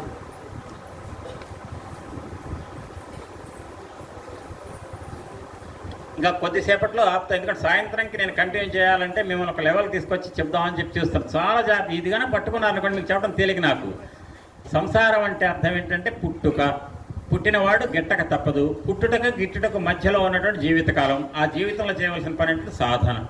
పుట్టేది ఎప్పుడు ఎవరికైనా తెలుసా అండి? కడుపులో ఉన్న జీవికి నేను మా తల్లి గర్భం నుంచి లోకంలో పోతున్నాను ఎవరికైనా తెలుసా? తెలియదు. అదా బ్రతుకుతున్న జీవి ఏనాడు ప్రాణం వదిలిపెడతాడు ఎవరికైనా తెలుసా? తెలియదు. అంటే తెలవనే రెండు, ఒకటి పుట్టుట, రెండు గిట్టుట. తెలిసిందేది? పుట్టుటకు గిట్టుటకు మధ్యలో ఉన్న కాలం, అంతేనా? కాబట్టి పుట్టుటకు కారణం బ్రహ్మగారి యొక్క చర్య తెలవదు, పట్టుకుపోయి రుద్రుడు కార్యక్రమం తెలవదు, మధ్యలో ఉన్న విష్ణుమూర్తి కార్యక్రమం తెలుసు. ఎందుకంటే విష్ణుమూర్తి భార్య ఎవరు? డబ్బులు. అవేగా కావాల్సిన పూజలు లేచి, అందుకే అది తెలుసు. ఆ రకంగా పుట్టిన మనిషి గిట్టే వరకు ఎప్పుడు గిడతాడో తెలియదు, కానీ పుట్టిన నుంచి గిట్టేట వరకు కూడా మధ్యలో ఉన్న జీవిత కాలాన్ని సాధనకు ఉపయోగించుకోండి రా నాయన అంటున్నారు భరద్వాజ మాస్టర్ గారు. ఆ సాధన అంటే ఏంటంటే మళ్ళీ పుట్టుకలేనటువంటి భగవంతుల్లో ఐక్యమయ్యేటువంటి శాశ్వత సాయుధ్యం అనేటువంటి మోక్షం పొందడానికి ప్రయత్నం చేయండి. ఆ ప్రయత్నాన్ని సాధన అన్నాడు. అంతే తప్ప పుట్టిన మనిషి గిట్టిన తర్వాత మళ్ళీ పుట్టడం అంటూ పుడితే ఏ ఇంటో పుడుతున్నాడో, ఏ రూపంలో పుడుతున్నాడో, ఏ కుక్క రూపంలో పుడుతున్నాడో తెలియదు. కాబట్టి అసలు పుట్టికే లేనటువంటి సామ్రాజ్యాన్ని పొందాలి. దాన్ని ఏ సామ్రాజ్యం అంటారండి? మోక్ష సామ్రాజ్యం. ఇదేనండి. ఇప్పుడు భాగవతం వినటం ద్వారా మానవుడికి లభించేదంటే చిట్ట చివరికి చెప్పే ఫలం ఏంటంటే, భాగవతం అంటే దీని పారమహంస గ్రంథం అంటారు. పారమహంస్యం అంటే పరమహంస తత్వాన్ని, మోక్షాన్ని పొందుతారు. కాబట్టి ఈ కృష్ణ పరమాత్మ యొక్క నామాన్ని ఎవ్వని శుభనామమే ప్రొద్దునుడువంగ సంసార బంధంబు సమసిపోవు. సంసార బంధం అంటే ఏంటంటే పుట్టడం పోవటం, పుట్టడం పోవటం, పుట్టడం పోవటం, పుట్టడం పోవటం, చక్రం. ఈ పుట్టడం పోవటం అనేటువంటి చావు పుట్టుకల యొక్క భ్రమణం అనేటువంటి చక్ర బంధంలో నుంచి బయటపడటాన్ని సంసార బంధం నుంచి బయటపడటం అంటారండి. అయితే మీరు అన్నటువంటిది నేను నాది అనేటువంటి దాన్ని సంసారం అనరా అనొచ్చు. ఎందుకని? వాడు ఇది నా ప్లాటు, ఇది నా ఫ్లాటు, ఇది నా పొలం, ఇది నా ఏరోప్లేన్ అనుకున్నంత ఇది నాది నాది అనుకుంటేనే సంసారం. కాబట్టి నేను నాది అనేటువంటిది ఎప్పుడు వస్తుందంటే మనిషి బ్రతికున్నంత కాలం వస్తుంది. ప్రాణం పోయిన తర్వాత నాదేముంది? ఏం ఉండదు అక్కడ. కాబట్టి ఆ పుట్టినటువంటి మనిషి గిట్టే వరకు మధ్యలో ఉన్నటువంటి జీవిత కాలాన్ని అనుభవించేటువంటి దాంట్లో వచ్చే మంచి చెడుల యొక్క అలలతో కూడుకున్నటువంటి ఆ జీవిత గమనాన్ని సంసారం అన్నారు. ఆ సంసారం అనేది లేకుండా పోవాలంటే మళ్ళీ పుట్టకుండా ఉంటామే. పుట్టకుండా ఉంటామంటే మోక్ష భగవంతులు కలవటం. అటువంటి స్థితి పొందాలంటే ఎవ్వని శుభనామమే ప్రొద్దునుడువంగ సంసార బంధంబు సమసిపోవు. అంటే సంసార బంధాలు సమసిపోయి మోక్ష మార్గం కరతలామలకం కావాలంటే ఎవరి శుభనామాన్ని ఉచ్చరించాలి? పొద్దున్నే భక్తితో. అందుకే ఇక్కడ మీరు వెంటనే నాకు చెప్పాల్సిన మాట ఏంటి చెప్పండి? మోక్షం పొందాలంటే ఏ నామాన్ని ఉచ్చరించాలి? ఓం నారాయణాది నారాయణ, ఓం నారాయణాది నారాయణ. వెంకటేశ్వర స్వామి వారు చెప్పింది. ఓం నమో భగవతే వాసుదేవాయ, ఓం నమో భగవతే వాసుదేవాయ. అది నారద మహర్షి ధ్రువుడికి ఉపదేశించినటువంటి నారాయణ మంత్రం. ఈ రకంగా భగవన్నామ నిరంతరం కనుక చేస్తుంటే మీకు సుబ్రహ్మణ్యేశ్వర రాసిన పుస్తకంలో బోధామృతంలో అనేక సార్లు రిపీట్ చేయబడ్డ మాట ఏంటి సార్? నామ ఉచ్చారణ చేయండి, నామస్మరణ చేయండి, నామాన్ని జపించండి అనే కదా. ఆ కృష్ణ పరమాత్మ యొక్క నామాన్ని జపించడం ద్వారా సంసార బంధ చక్రాల నుంచి బయటపడి శాశ్వత విష్ణు సాహిత్యం లేదా శివ సాహిత్యం అనేటువంటి మోక్ష సామ్రాజ్యాన్ని కరతలామలకం చేసుకుంటాడు మానవుడు. అటువంటి కథల సమాహారం అనేటువంటి భాగవతంలో కథానాయకుడు కృష్ణుడు గురించి ప్రశ్న అడుగుతున్నారు వీళ్ళు. ఎవ్వని చరితంబు హృదయంబు చేర్పంగ భయమంది మృత్యువు పరువు వెట్టు. ఇప్పుడు చెప్పండి మీరు ఇచ్చిన రాత్రి మాట ఏమన్నారు? మనిషి అట ఆశ పోతే అన్నీ పోతాయట. మీరు అమ్మ అందరు జాగ్రత్త వినండి. బాబా గారి దగ్గరికి ఒక ఫారినర్ వచ్చాట.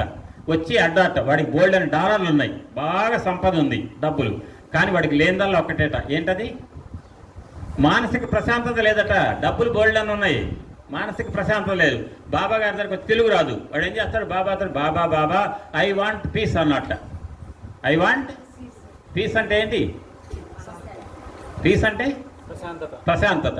అంటే బాబా ఏమన్నారు? You remove the first two. I want peace. రెండు తీసేయి, మొదటి రెండు. ఏంటవి? I want. ఏం మిగులుతుంది? ఐ వాంట్ పీస్లో ఐ వాంట్ తీసేస్తే మిగిలిన పీసే కదా. కాబట్టి ఆయన అన్నట్టు you remove want, then remained will be peace. కాబట్టి for getting peace what you have to do? The only thing is you have to practice to remove from your mind set. Number 1 I, then want. What is I? చెప్పండి. నేనంటే ఏంటి? నేనని ఇప్పుడే sir చెప్పింది. నేను అహంకారం, want కోరిక, నాది మమకారం, అహంకార మమకారాల్ని వదిలేయటం. అందుకే ఇవాళ సాయంత్రం చెప్పేదంటే భాగవతంలో బహుశా ఇవాళ సాయంత్రం వస్తే రావచ్చు, రాత్రి రేపు పొద్దున వస్తుంది. అర్జునుడిని 2 క్షేత్రాల మధ్యలో ఏమండి 2 సేనలు ఉన్నాయి. ఏమిటి? దుర్యోధనుడి యొక్క సేన ఒకటి, ఇంకోటి ధర్మరాజు సేన. ధర్మరాజు సేన ఏమంటారు మీరు? ధర్మరాజు పక్షం ఉన్న జనాలు ఏమంటారు మీరు? పాండవులు. దుర్యోధనుడి పక్షాన ఉన్న వాళ్ళు ఏమంటారు? కౌరవులు. కానీ కాదండి, ఇద్దరు కౌరవులే. ఇద్దరు కౌరవులే, కురువంశం వాళ్ళే. పాండవులు కూడా కౌరవులే. కౌరవులుగా చెప్పబడుతున్న దుర్యోధనాదులు కూడా కౌరవులే. కాకపోతే ఏంటంటే మనకు తేలిక అవ్వడం కోసం ఏమన్నా అంటే పాండవులు కౌరవులు అంటున్నాం, అంతే కదా. అయితే ఇక్కడ మీకు చిన్న పాయింట్ చెప్తున్నా, వినండి జాగ్రత్తగా.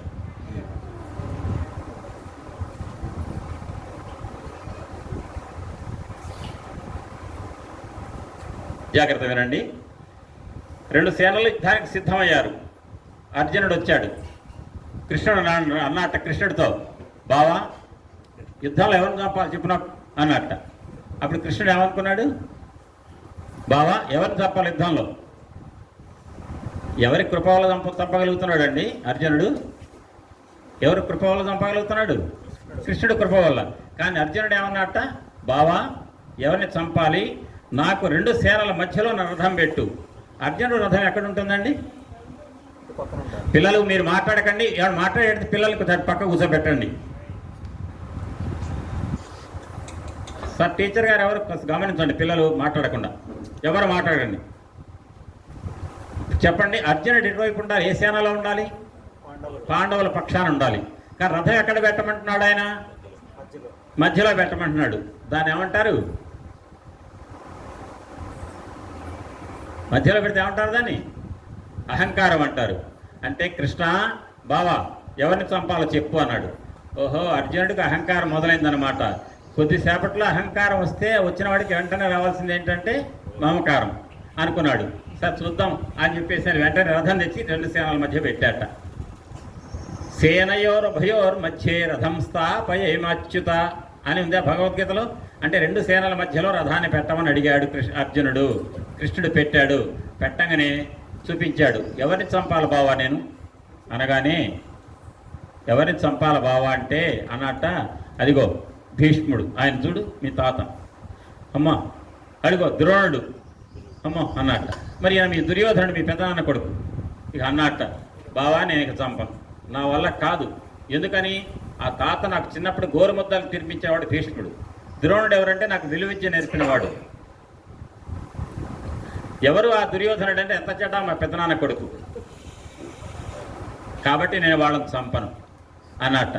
అప్పుడు అన్నాడు, నకాంక్షే విజయం కృష్ణ నచ రాజ్యం సుఖాని చ కిం నో రాజ్యేన గోవింద కిం భోగై జీవితేనవా అన్నట్ట.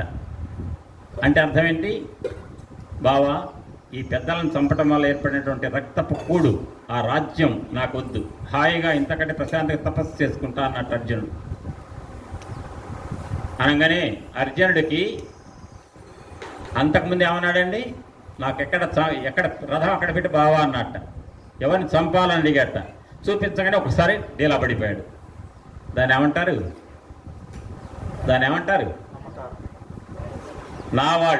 నా వాళ్ళని నేను చంపను, అయిన వాళ్ళని చంపి వాళ్ళ పాపాన్ని మూటగట్టుకొని రాజ్యాన్ని చేస్తాను, చేయను, నాకు ఈ రాజ్యం వద్దు, రాజభోగాలు వద్దు అన్నాడు.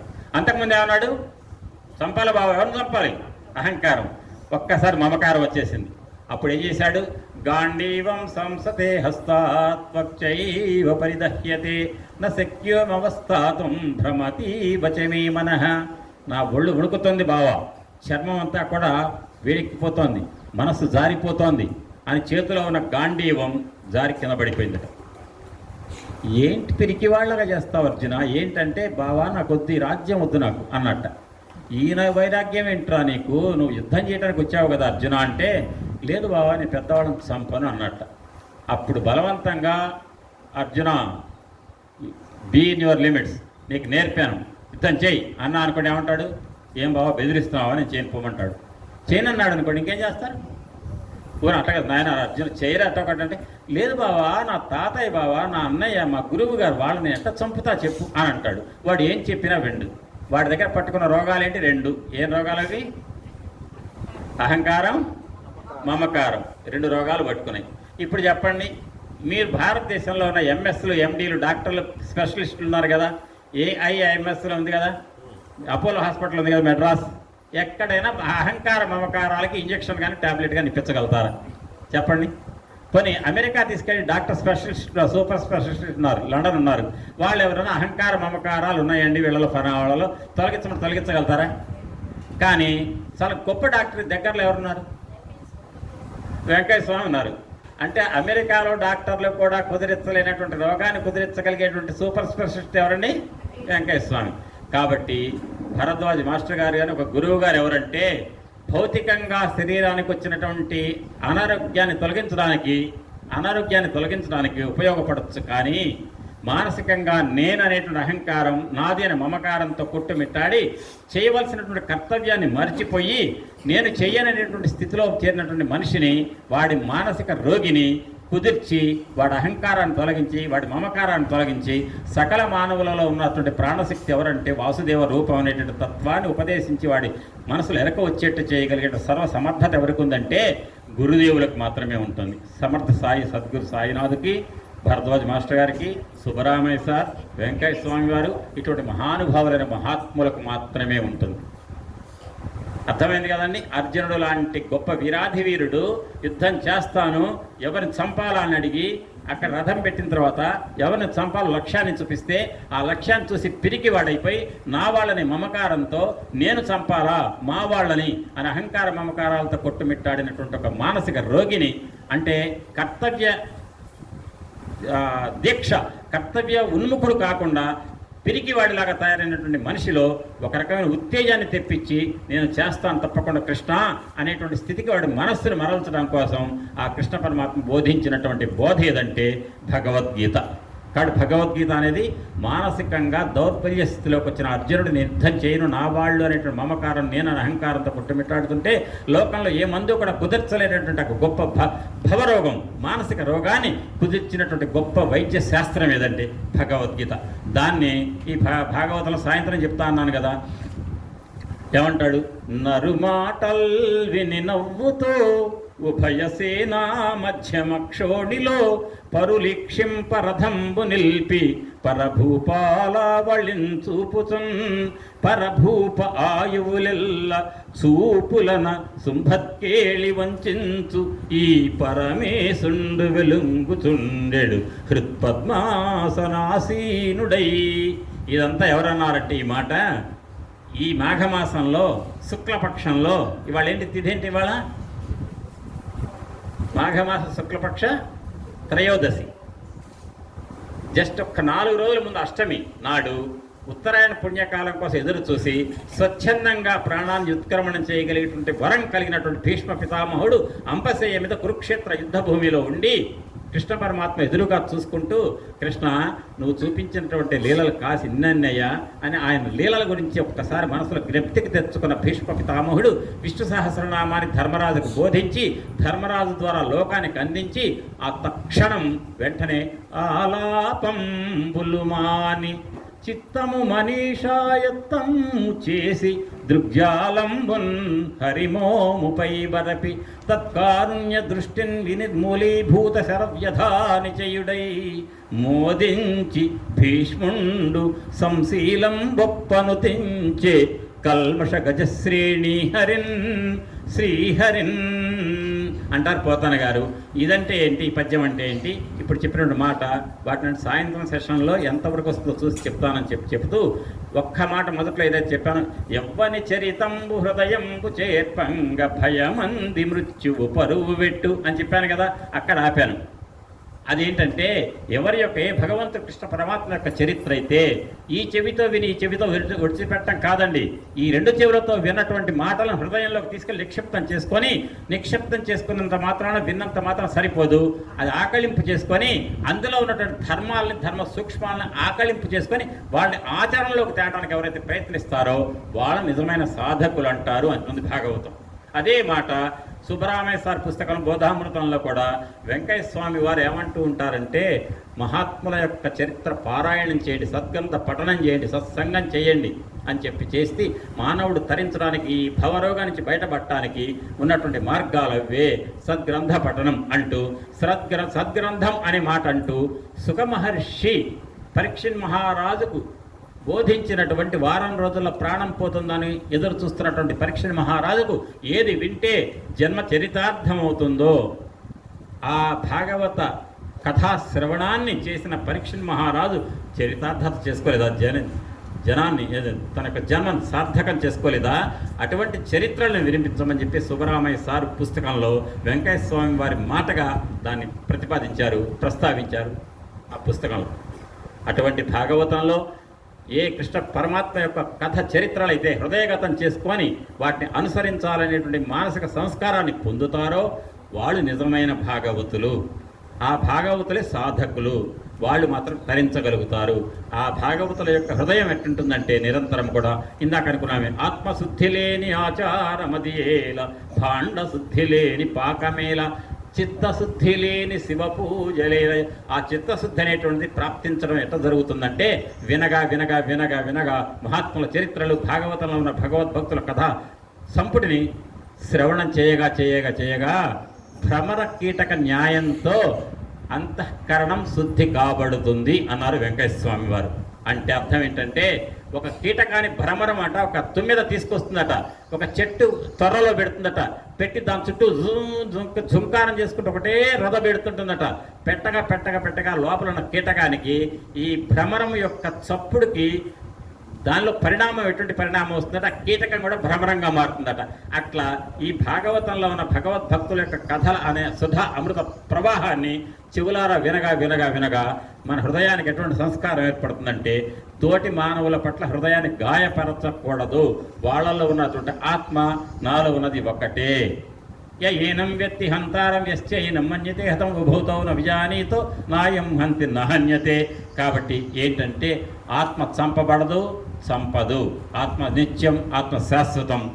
కాలంలో పుట్టేది, కాలంలో పోయేది ఎవరంటే, ఆత్మ ఏదైతే శరీరాన్ని ఉపాధిగా చేసుకొని ఈ జీవితాన్ని గడుపుతుందో ఆ శరీరానికి ఉందే తప్ప కాల గమనంలో కాలధర్మం లోపల ఉన్న ఆత్మ అనే చైతన్యానికి లేదు. ఆత్మ సత్యం, ఆత్మ నిత్యం. కాబట్టి ఏ ఆత్మస్వరూపుడిగా ఉండి ఈ సుబ్బరామయ్య సారు, శేషమ్మ గారు, ఈ భారద్వాజ్ మాస్టర్ గారు వాళ్ళు నేను శరీరం కాదు అనుకున్నారు కాబట్టే వాళ్ళు అంత సింపుల్గా జీవించారు. అంటే వాళ్ళకి దేహాత్మ భ్రాంతి లేదు, దేహం మీద లేదు వాళ్ళకు ఉన్న ఆత్మభావన.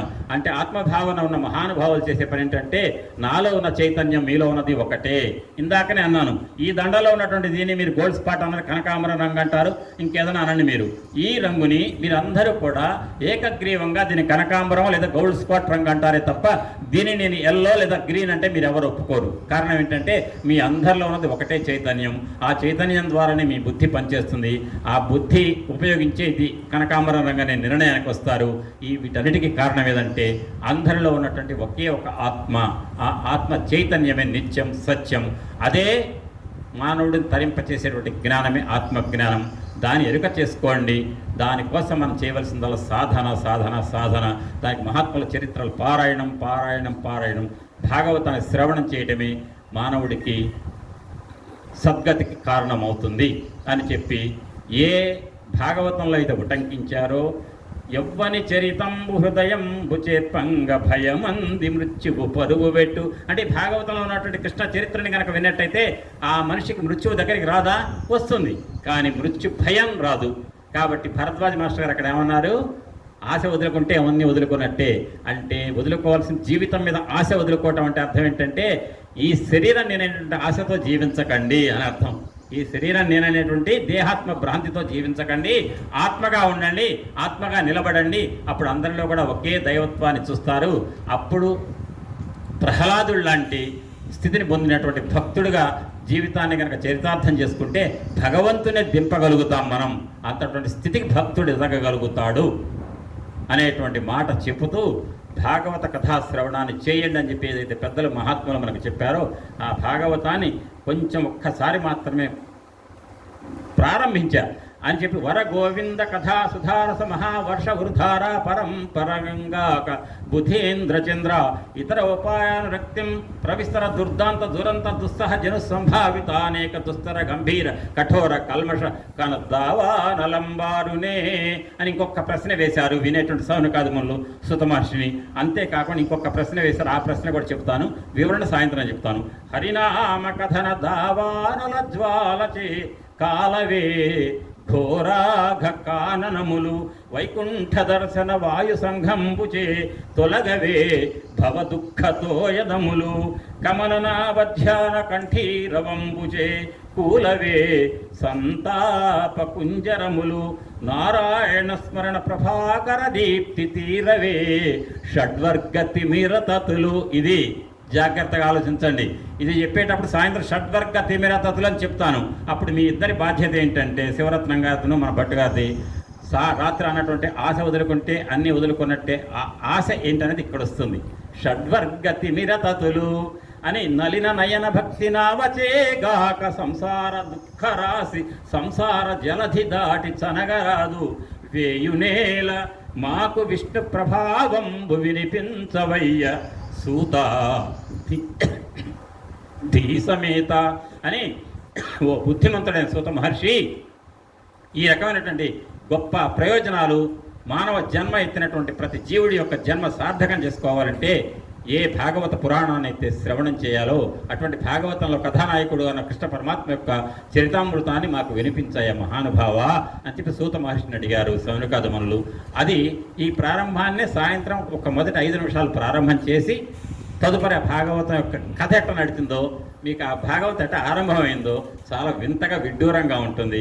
దాన్ని సాయంత్రం మీ హృదయాలకు తీసుకొస్తాం దగ్గరికి అని చెప్పేసి తెలియజేస్తూ విన్న మీ అందరికీ ఓపికగా విన్న మీకు ధన్యవాదాలు తెలియజేస్తూ స్వస్తి. సాయంత్రం మళ్ళీ కలుద్దాం 7 గంటలకు కరెక్ట్గా.